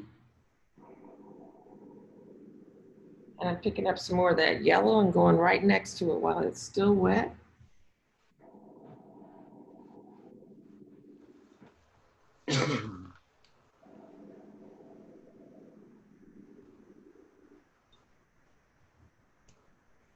And I'm continuing that color all the way down.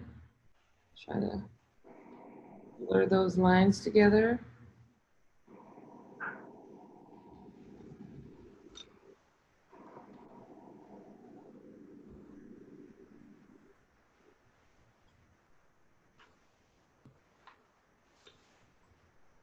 So I'm wiping off my paintbrush and picking up some of that weird yellow again. Not too much. Ooh.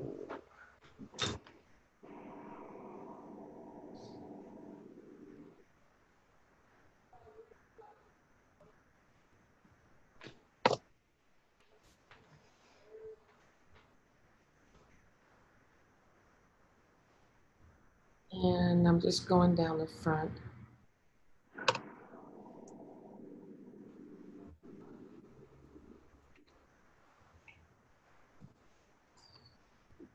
Picking up some more of my brownish black over here. And it looks like we're kind of curving.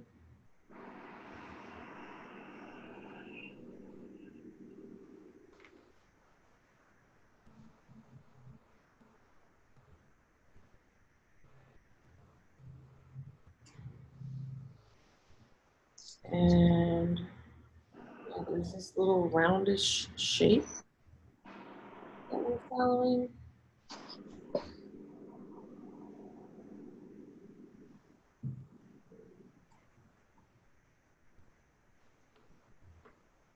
And cleaning my brush just so I have a nice crisp edge on my brush. And I'm gonna make this other line on the opposite side of the trunk.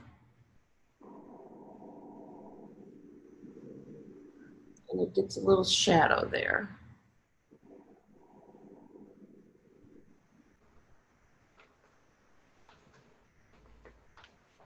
And actually a little shallow here. And then let's go back to our ugly yellow.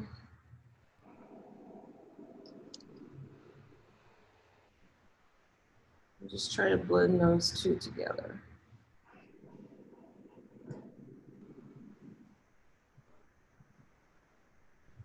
So it doesn't matter if it doesn't match exactly what he's done. It just matters that, you know, we do our best to mimic the idea. The whole idea that he's given us, huh? Yeah, the idea of a trunk of a tree. Oops. I went crazy with the color there.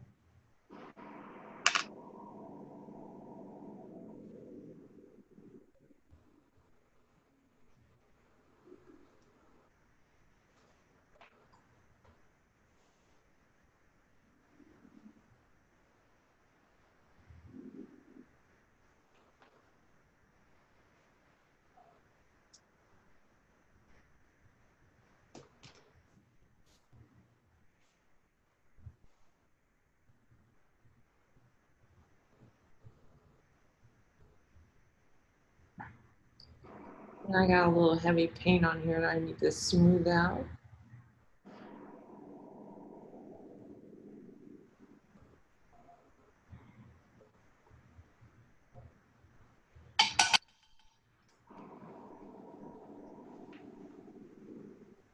So, and then when you go back and you see some areas like, well, that doesn't look curved, let me fix that.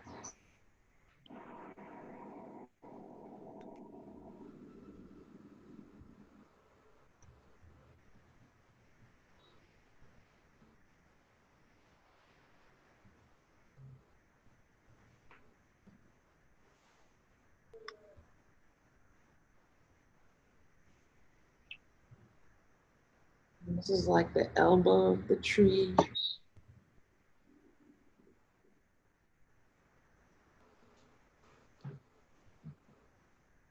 So yeah, Gauguin was trying to straighten out Van Gogh. Like, dude, nobody, that's why you're not selling anything, because nobody thinks like that. Okay? You need to do something different. And of course, Van Gogh was adamant that the way he was painting was the new and innovative thing that everybody else should be doing. And I mean, I think they were roommates for like, I don't know, I would say maybe 6 months or a year or something like that. Yeah, I feel like I remember that from when they had the Van Gogh exhibit in Chicago. I'm just remembering. It's so funny when we start talking about how many things come back to you a little bit. Stuff I've forgotten or haven't thought about. Yeah. Yeah, but I do remember that roommate thing. Yeah. And he stayed, you know, that apartment that's, or that one painting that's really famous, it's of Van Gogh's room. Yes. That's the place where they stayed together. Yeah, isn't that crazy? He was so proud of his little apartment that he had on his own.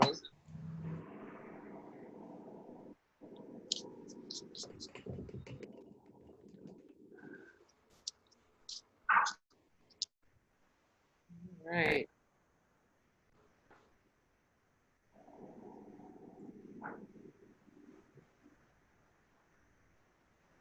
So now we're getting into the clock.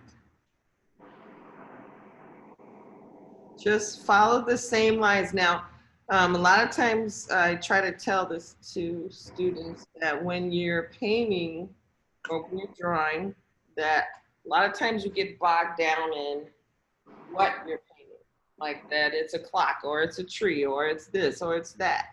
And it really is, when you're trying to interpret those things, you have to look at them as shapes. Don't look at them as things. Like if you're using a reference photo like we're using today, look at the shapes that are significant in the painting, you know? Not necessarily that you're painting a tree.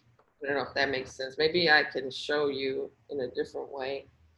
Um, but just mimic the shapes you see, not the actual thing. So Right. each section of the painting is a shape. Like just right in here, there's a shape, and it's a straight shape that goes on the outside of the tree. And what it does is it gives the tree dimension. If I don't put that shape there, then it looks flat.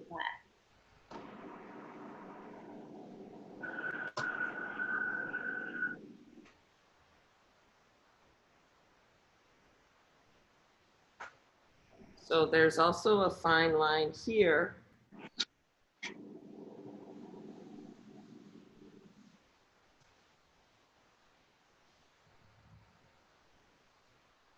that helps give the tree dimension.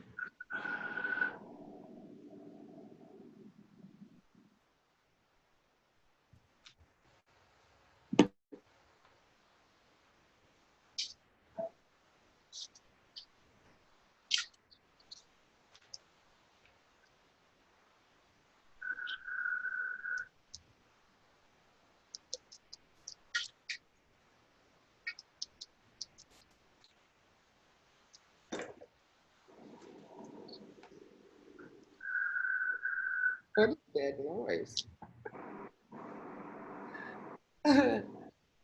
By me? I don't know. It sounds like a alien. Oh yeah, that was a weird whistle. I heard it too. Oh. It's probably just feedback. Okay, so I'm gonna bring this out because this is like a shadow of the tree.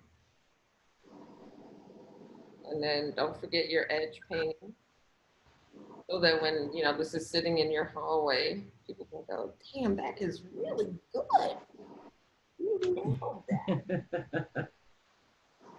When they see unfinished edges, they're like, oh, that's nice. You did a really good job. And you can hear all the like, yeah, you could have done it a little better though. Quiet, quiet. Quiet the snout.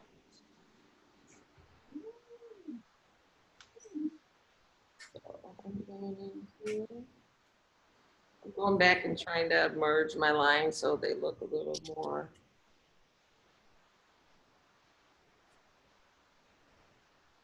conducive, I guess, to the finished painting.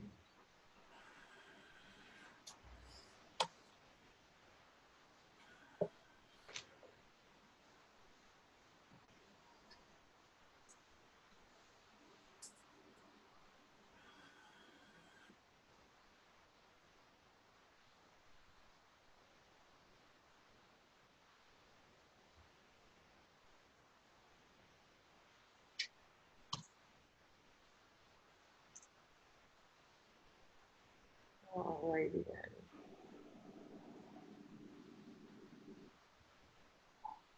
So that feels a little cleaner.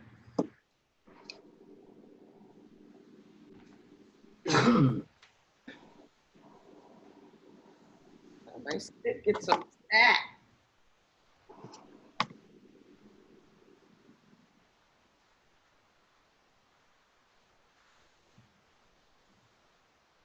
I'm gonna fix it. I'm mixing some black into my ugly yellow. See if I can't make this pop out a little bit more.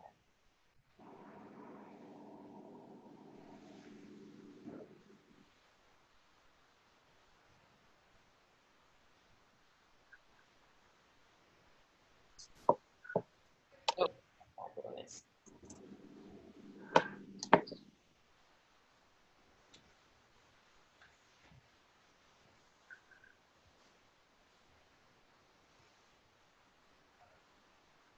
There we go. That's right.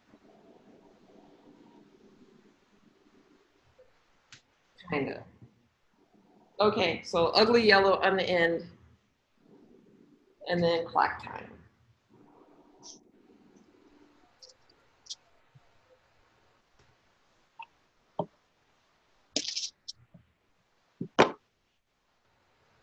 Some stupid fly got in the house.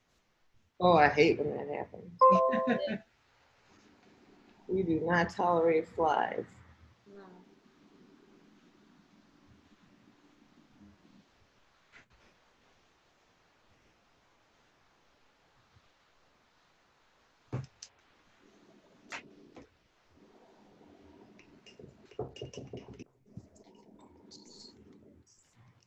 Yeah, just adding a little brown to that.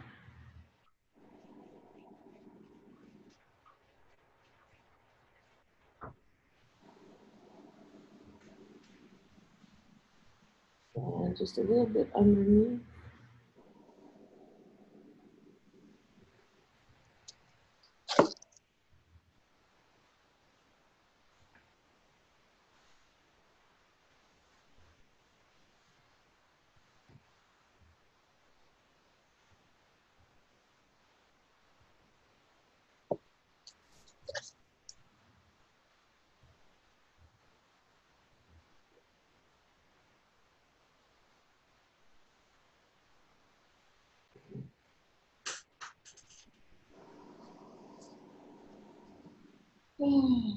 All right, so I gotta mix my blue.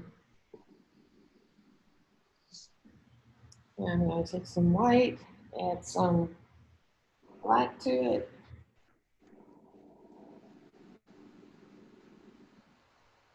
Clean my brush off.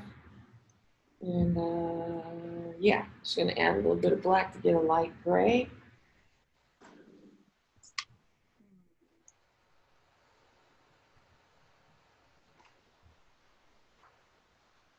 And to that mixture, I'm adding my, not my phthalo blue, but that other blue I used before. Actually, it was a combination of the two, wasn't it? Oh, I guess I need some more. Danny, what happened to that bottle? Did you take it back?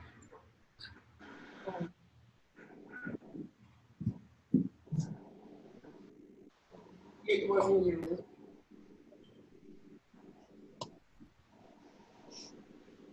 There's my blue.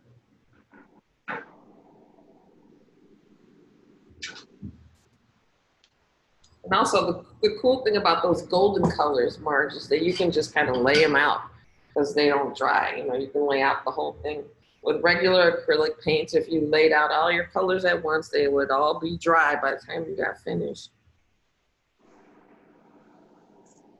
So I'm gonna add a little bit of my blue to this gray so I can get my pale clock color. Ooh, that's about perfect. Nice.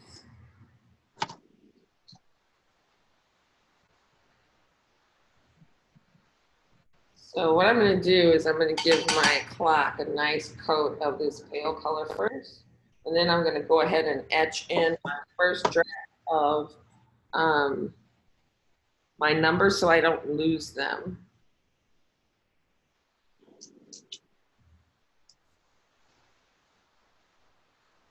So right up here at the top, I'm going to pick up some more white like he did to indicate that there's a lot of sun shining on the top of the clock. So I'm blending that white into my blue.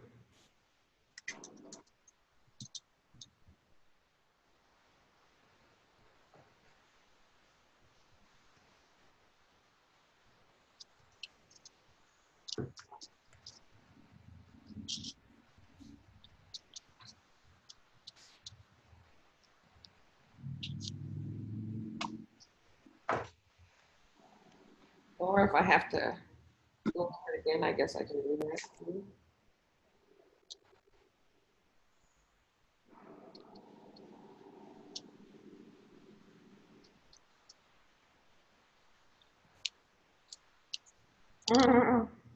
We're gonna have a Dali painting.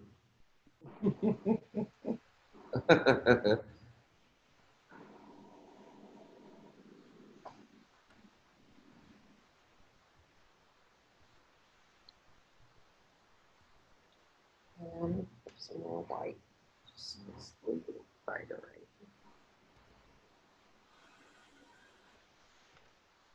More white, more white, more white. Right there. Yeah.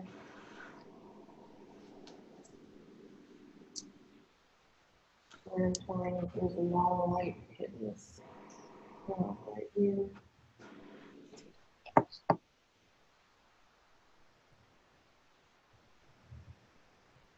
So much work to do with this one. Right? Yeah. Yeah. We always look at it and go, oh yeah, that's, you know, This is simple. that's a piece of cake. Yeah.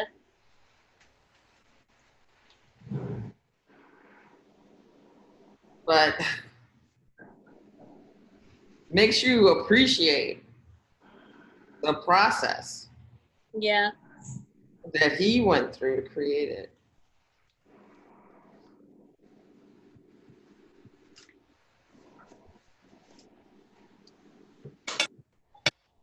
Okay, so our next color that we need to mix is gray. We're just gonna go ahead and let that dry, because I'm just gonna put my, I'm just gonna put my numbers back on top of tracing paper. And I'm gonna add a little black to this so I can get a nice gray.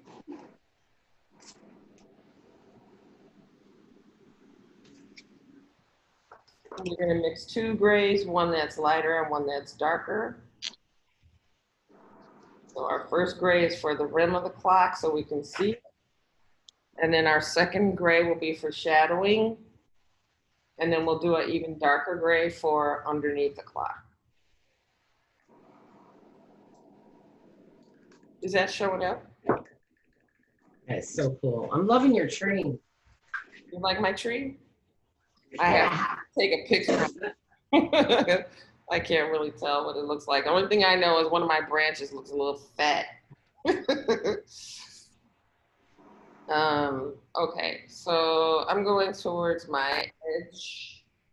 I'm taking my lightest gray and I'm using that to do the edge of my clock.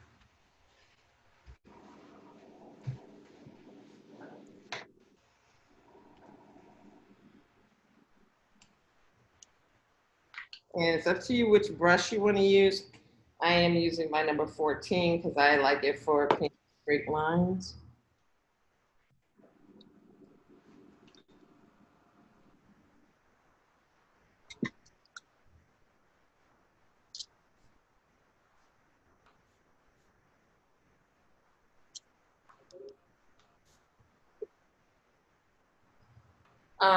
You know what? I think I'm gonna go live for a minute.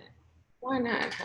I never use, I need to learn how to multi-purpose my content. I follow all these different marketing gurus and that's what one of them was saying. Make sure that you multi-purpose your content. Okay, so where is my page? Shanti did that this week. What's that? Shanti was doing that this week. Who's Shanti? Shanti? You don't know what Shanti is? No. Oh, wow. He's a exercise master. He created the video Insanity, which is really helpful in weight loss. Yeah? Yeah. I never heard of him. Oh, but he was talking about that? Yeah, he started talking about how he learned a lot about how accounting is very important and how you need to brand yourself. And instead of talking about just doing exercise, he actually went out and talked about how he started his business and like everyone involved. Huh. No, I never heard of that guy. Yeah, his videos are really good. What's the name of his business? He's known for Insanity. And he goes by Shanti. Huh. Check him out. There you go. Oh, I've seen him before. Yeah.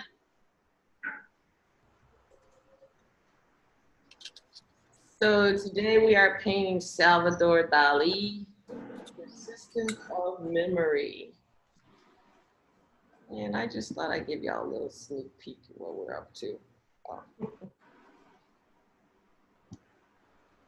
Dan is going to be my camera person. This has been a very interesting. It's a lot simpler than it is. But it was all about the idea of the painting was mimicking the masters, and that's what we're doing. We're mimicking Salvador Dali today.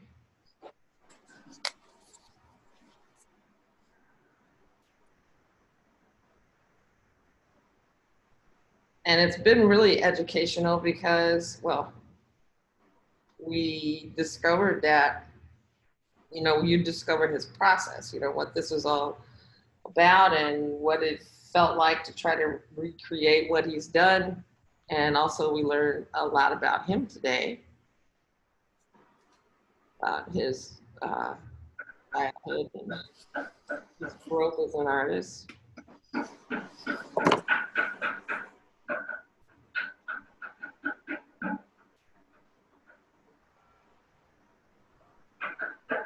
So yeah, we're really enjoying this. I really enjoying it a lot. So this is our original.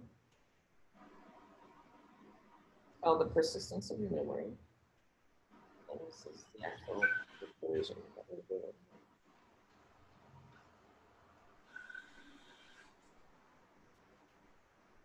On this wonderful Saturday afternoon.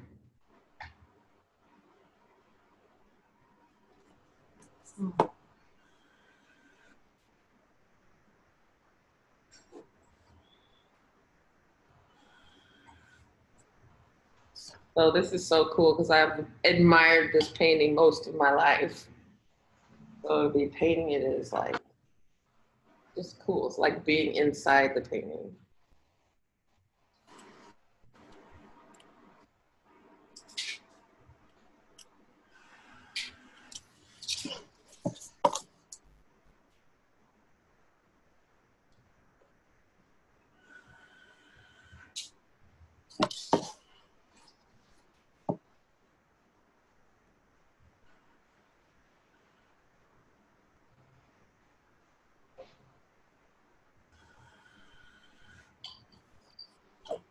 Oh, where's my other brush? Can't find it. No, but that's not it. Daniel. Did I drop it? Oh, there it is.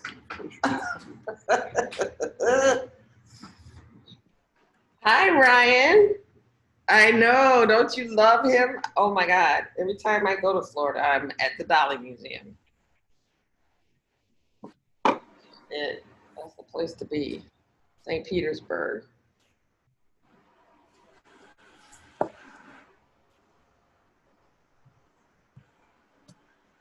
So yeah, this is so cool. Like really being in his space, where his head was.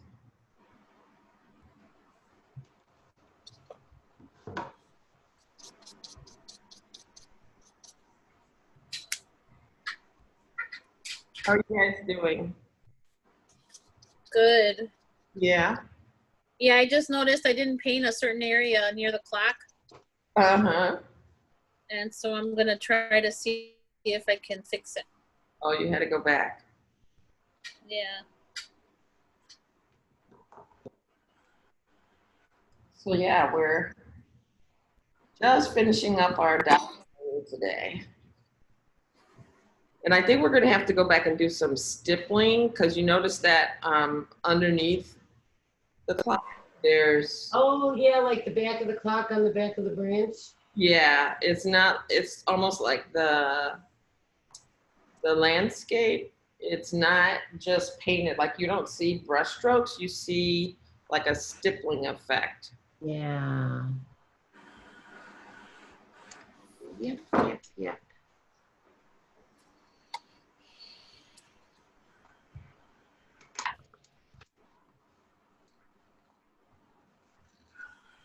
So make sure that when you're going underneath the clock, that you're making sure that you're dark gray underneath where the clock meets the front of the clock, if that made sense. Are you seeing this okay?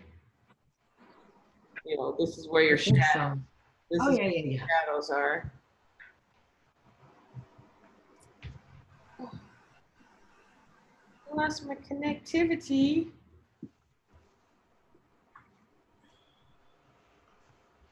I'm gonna rinse this off and go back and get some lighter gray. And I'm gonna add some more water because I'm having an issue with how it's going on.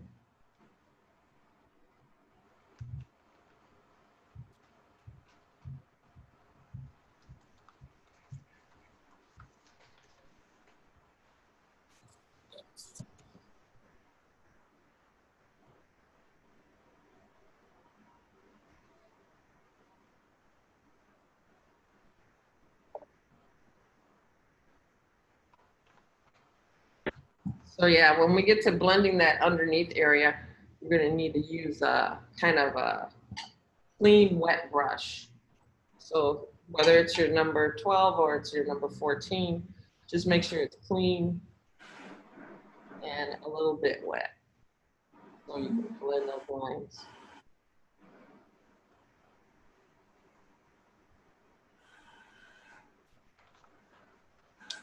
Oops, I didn't mess up. I don't want my whole messy painting area showing.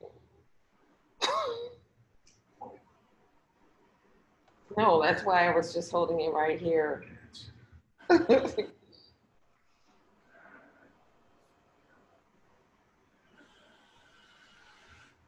so I'm going back in.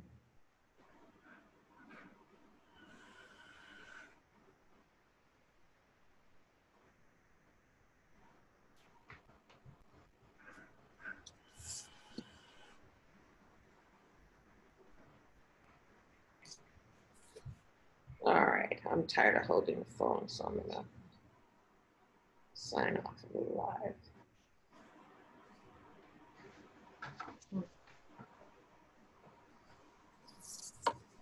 Goodbye, whoever's there.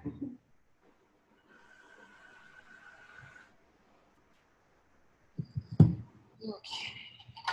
He learned a lot about how accounting is very important and how you need to brand yourselves and I'm like, Claudia just went off on a little tangent over there.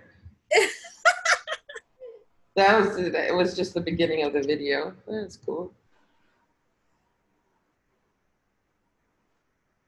I was like, who's Yeah, right. talking? Sounds just like me. Yeah.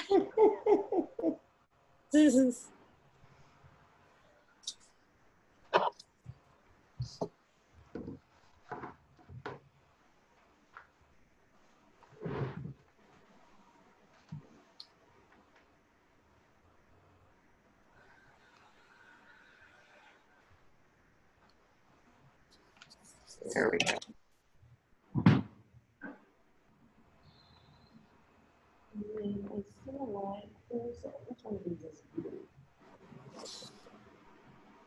Now I'm going to go and put my dark blue shadow in the crease of the clock. So that shadow that we see right in here Yeah. is not like black. It's got to be like a dark blue, or not dark blue, but just a darker blue than the actual color we mixed for the foundation of the clock. This has to be a little darker. So that's what we're putting right here.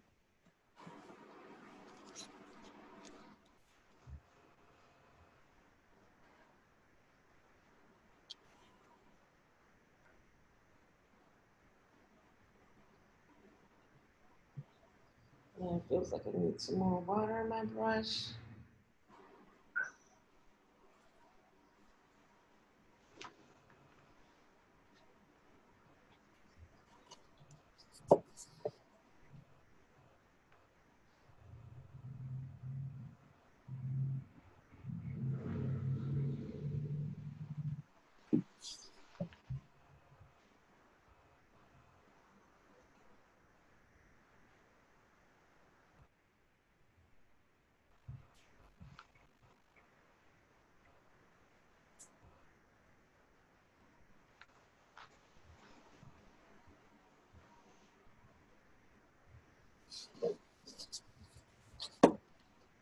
That feels kind of cool.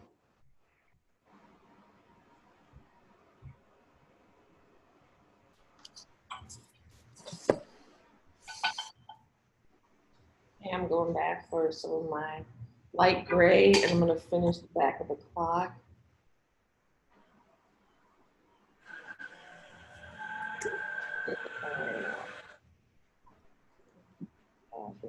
This is white.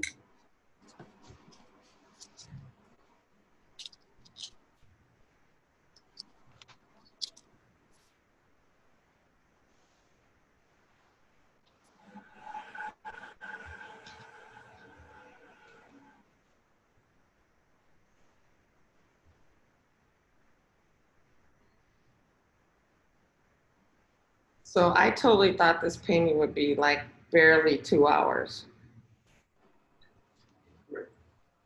And where are we at? 2 hours, 12 minutes. Oh, wow. That's not bad though. That's not bad. I was thinking like, huh? Not bad. No, that's not bad at all. Cause I usually estimate like 2 to 2.5 hours. So we're still, you know, in there. Within our So time frame. we're still in the party zone.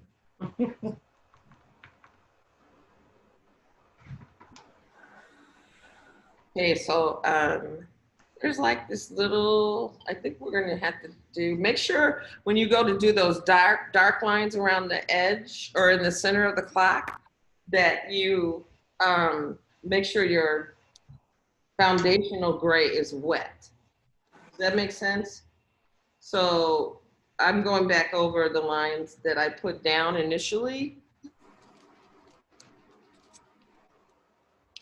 so that it's wet. And then I'm gonna start in with a super darker gray to create that center line in the painting. So it's like right here, I guess. So I'm making sure that it's wet because I think if it's too dry,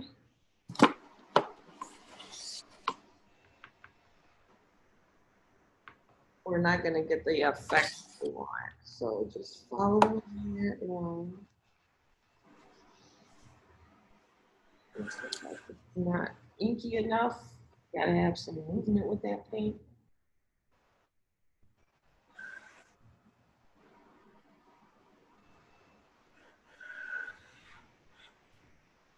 And I'm just using the tip of my brush.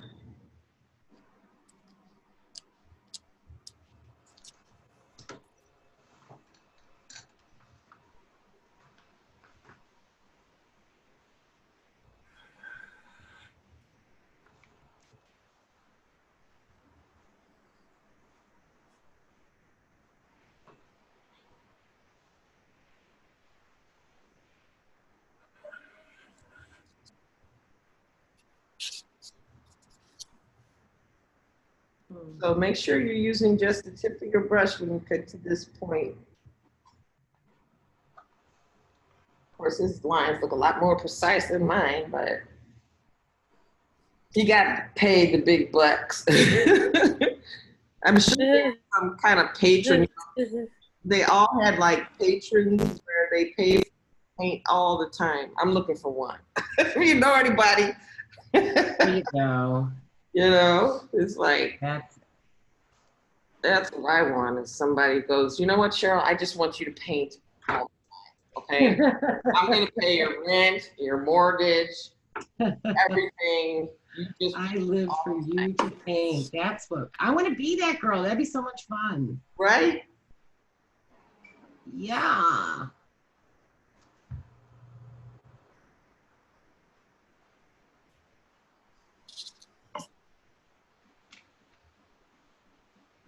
Certainly a different way of looking at my life. Mm-hmm.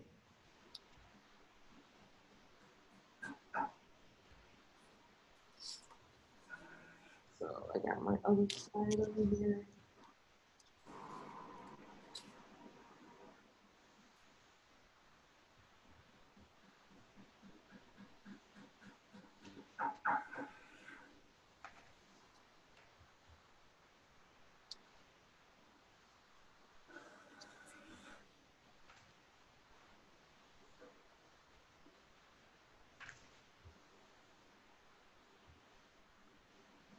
Even to do the numbers, it's hard. Girl. Yeah.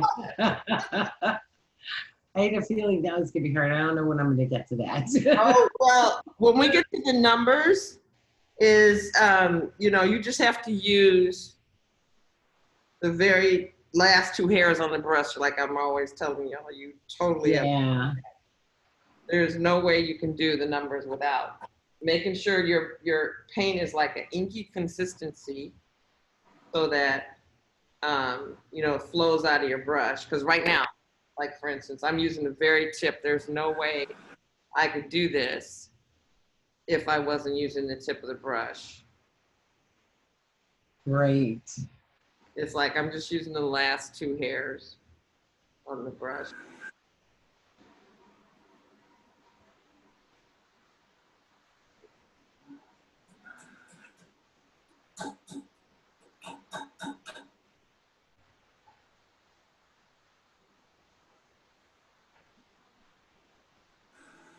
I'm going back in here.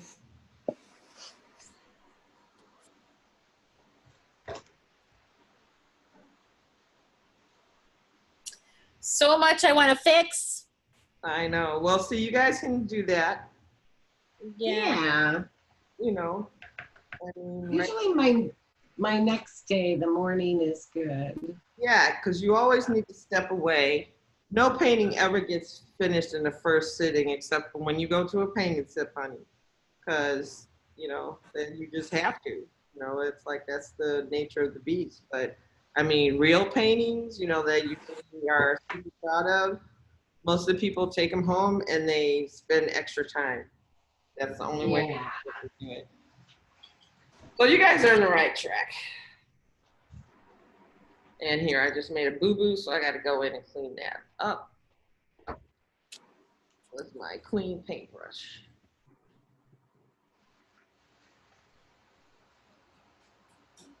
And then I'm going to go in and blur these edges.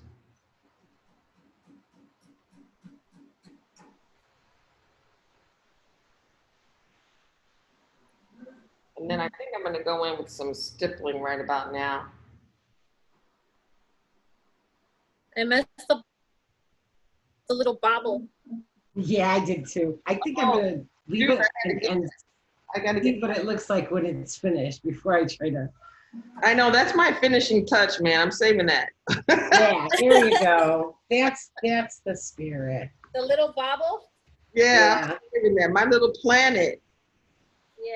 Oh, yeah, I forgot about Oh, that. and the planet on the other side. Oh, what were you guys talking about? That piece of the The little clock, the little bobble. twisty piece of the clock. Oh, down there. Oh, yeah. Yeah. Oh, yeah, we're going to save that.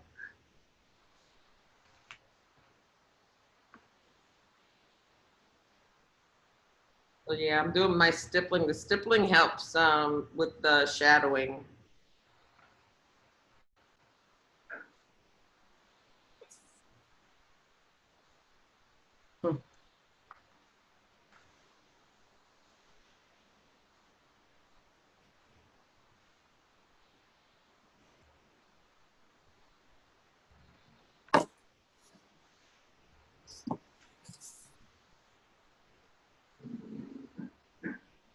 So when you're stippling, don't stop. Just keep going.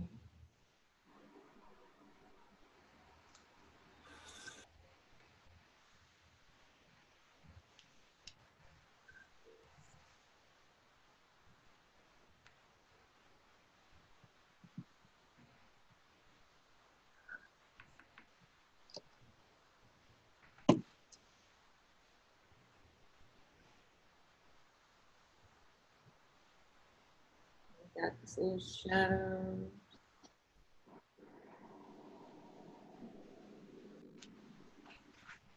You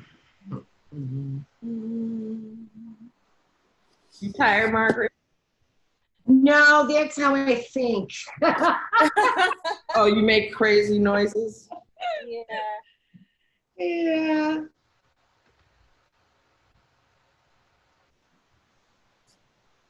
I might have messed up my little whatchamacallit a little bit, but. I gotta go back and play with my tree. I'll do that tomorrow. Oh, and the little planet thing. Yeah, the little planet thing. And the little planet thing. Yeah, there's plenty still to do here. It's really great. Yeah, there is. Yeah, it's the detail that makes it so interesting.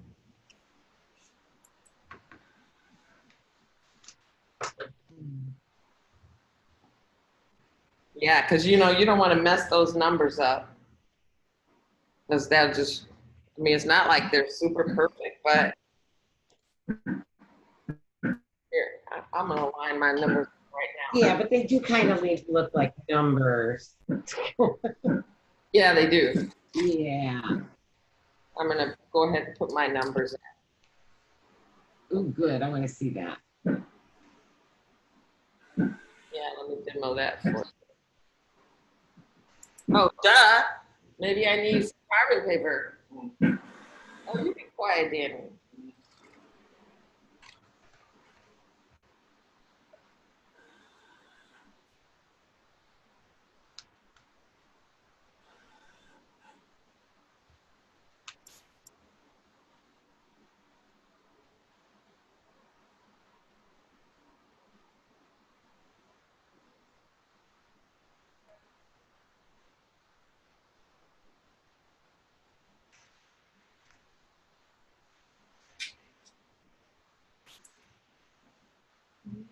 Number 9.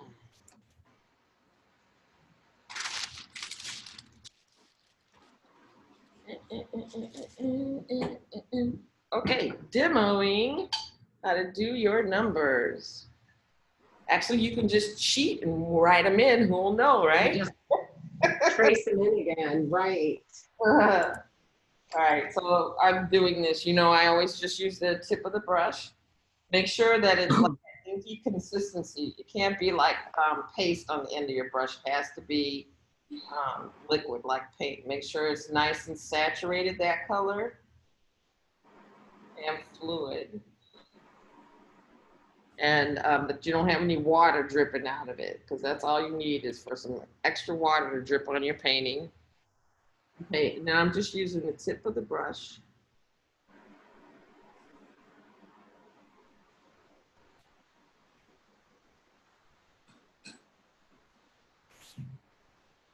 And mine hard to get watery. So now I have to go over it again. I just dabbed the paper towel and it's watery, so that's not my fault. Let me do that. Ah, it's beautiful. Let's see. So just those 2 hairs on the end of your brush, that's all you need. You're not pressing down, you're just using the tip.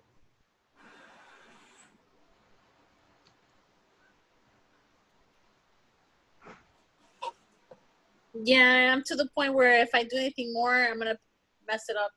You're gonna mess it up. You tired, Claudia. Yeah. All right. Well, That's fine. I was gonna stay. Are you gonna send me a picture? Yeah, but I don't like the tree. It Well, looks like send a me a little picture kid. when you want to send me a picture. If you don't want me Yeah. to see it, I get it. Yeah, I'll send it to you, but you'll see where I'll I have send you to work. mine. It'll really make you feel better. You guys, you're both awesome. So when you You are awesome. Thank you so much for doing this. Oh, my pleasure. And I hope you have a blast with Debbie's family tonight. Oh yeah, that's right. I get to paint again. What do you think? Did she tell you what we were painting? Oh no, she kept saying she was talking about the fish and the and the hummingbird. What Uh-huh. did they decide on? They decided on the goldfish. Oh, good. They're gonna have so much fun doing the bubbles. So I only have like 45 goldfish paintings at this point. I'm trying to figure out what the heck should I be doing with these paintings that I'm painting over and over again. You know, I haven't figured that out yet. But Oh, I have like the hummingbird. I've got a bunch of those. You could do another art project with it. Oh yeah, what? can you just paint over it? Yeah, you could. Well, you could primer it all in white again, and paint over it, or you could take little pieces of magazines and cut them in little squares and paste them onto the picture. Oh, you could just use it as a frame for family photos. There you go. That too. You could put a just a favorite picture in the center of it. It'd just be like background. Yeah, that too. Yep. That might be fun. I could do that with the kids next door. Yeah. Interesting idea.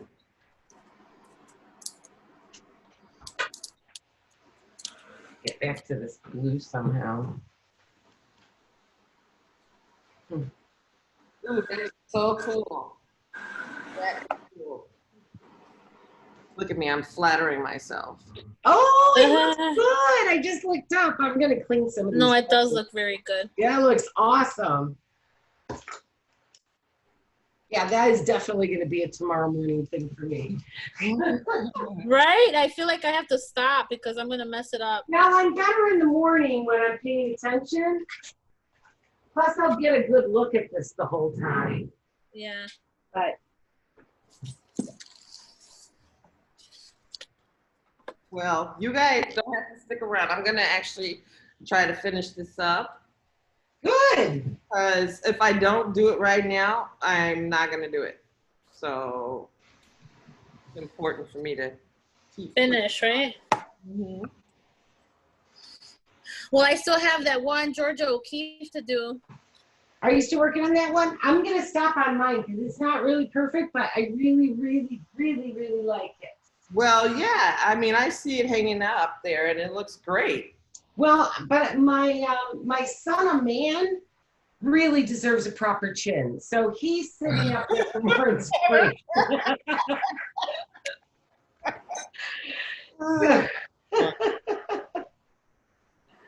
And then once you have the proper chin, you're gonna post it? Oh yeah, didn't I? Well, I sent it to you. I gotta get it from one device to the other before I can post it. I don't actually use my phone for Facebook? social media at all. Oh. My phone's a phone, sweetie. You know that. Don't sound so surprised. I was carrying an iPhone most of your life. Yes. I have an i8 now only because the i4 broke, or whatever this thing is. I'd go back to my BlackBerry in a New York second if they'd let me. Oh my God, you were one of those BlackBerry people. I loved my BlackBerry. She had a flip. Oh wow. Oh, the Motorola flip phones? I had the Yes. first one. My husband, up until 6 months ago, he had a flip phone. Like up until 6 months. I loved the flip phones and I loved my BlackBerry. They pried it out of my hands at CRMS. Oh, they tried it out. Oh my God. They're like, no, you have to do an iPhone. I'm like, I'm not doing an iPhone. Why do I have to do an iPhone? You'll never see your email on your phone. Okay, I'm fine. I'll stick with my BlackBerry and I won't look at my email. Margaret, you have to switch. It was awful. I resisted forever. Plus, that was the sweetest BlackBerry. I loved that one. It was one of the new ones. I have friends that still resist Facebook. Like I had a friend that she just got on Facebook like a year ago. And everybody was telling her, Bird, you need to get on Facebook. That's where everybody's hanging out these days. Because, you know, we all got older and started moving on to different things and stuff. And Like, yeah, yeah. So Well, my great nephew just told me that I said, Hunter, are you? He's starting his own business. He's 14. Why wouldn't you start your own business? of course. And I'm like trying to encourage him. And I'm like, hey, are you on Facebook at all? And he's like, Aunt Margie, Facebook is for old people. Yeah. I'm like, oh yeah, I knew that. So send me a link where I'm supposed to be so I can watch your business. Where did he go? Instagram? I forget what it's called. It's the same one Kaylani's on. That's pretty much true. Yeah, I don't know. And the kids all hang out on Snapchat and TikTok. Yes, I see the Snapchat. There's something else. Is there an Insta something? What was that? I don't know. Instagram. Is it Instagram? Yeah. There's some I am watching. I have a gypsy spirit child, and that's how I watch her. What's She's traveling the country. I can't get her to sit still. Instagram is more like millennials. Oh, okay. Snapchat and TikTok, that's like for the ones that was born last year. All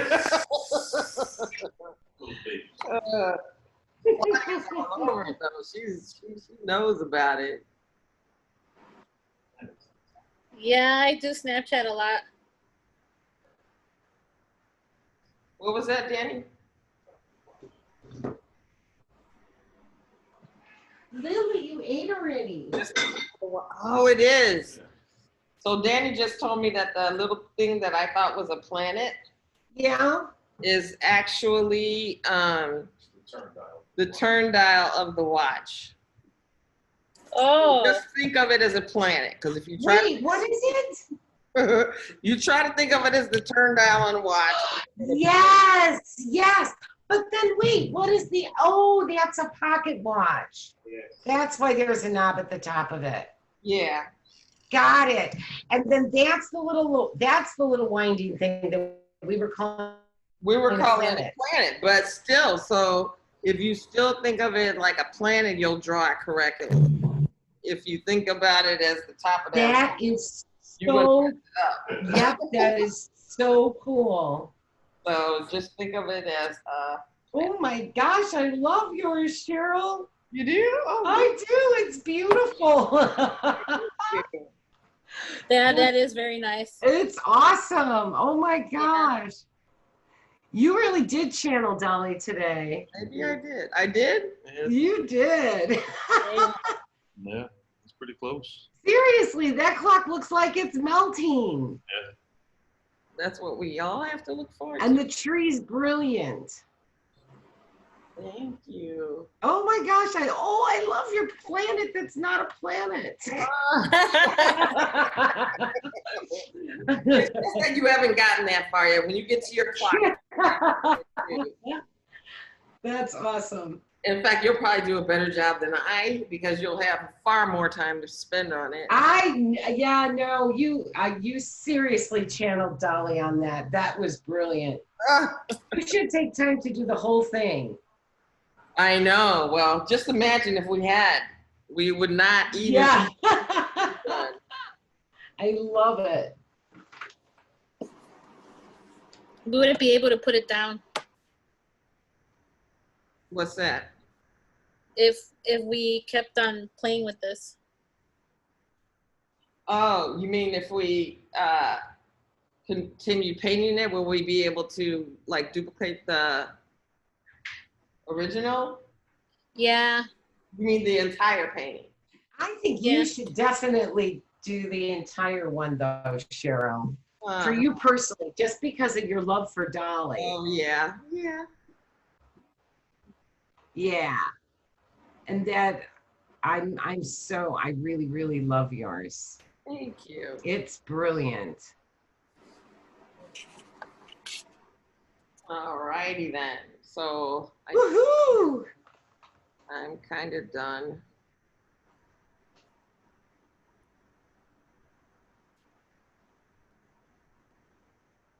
Okay. Yeah. Perfect. Claudia's like, I want to go. No, I'm still not letting you playing, go. but I feel like I'm gonna mess it up if I keep at it. Yeah, I just started to wash my brushes, so I'm gonna let it sit for a while and look at it tomorrow. Okay. Yeah, I feel like I'm gonna mess it up. Like I want to keep playing, but I feel like I'm gonna mess it up.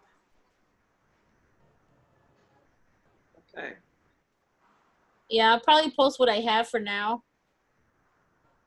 Do it. I want to see yours. Send it to me. Yeah. I sent you mine. Okay. I couldn't look. I can't look because I'm Wow, where I'm whenever you looking. get a chance to look. Yeah. It's Ta-da! We painted a Dali painting. Yay! That is so Yay! nice. You did the numbers nice and sharp. oh my gosh, it's just perfect.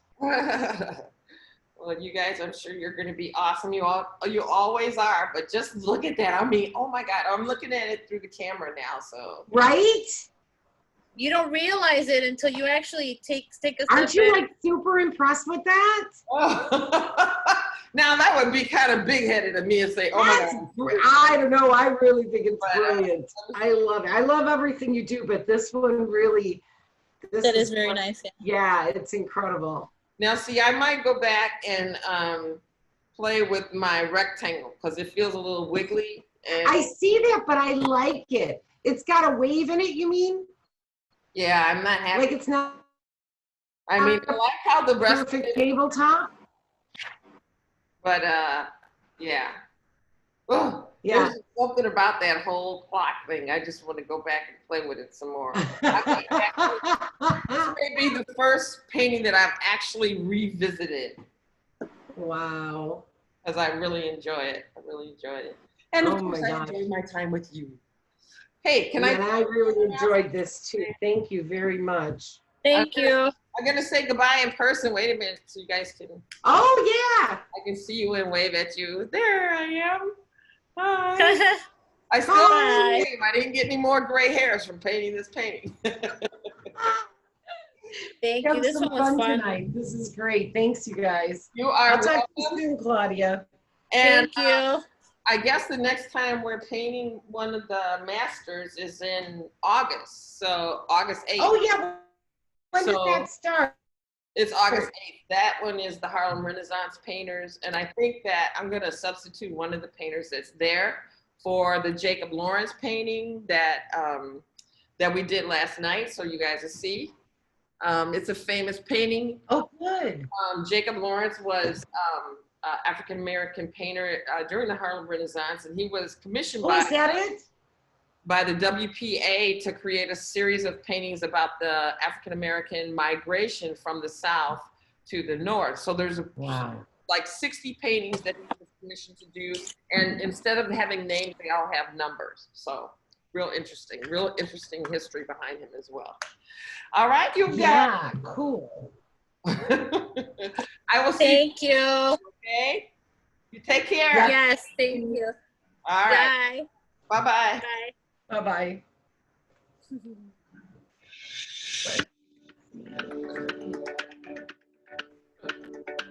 So boy.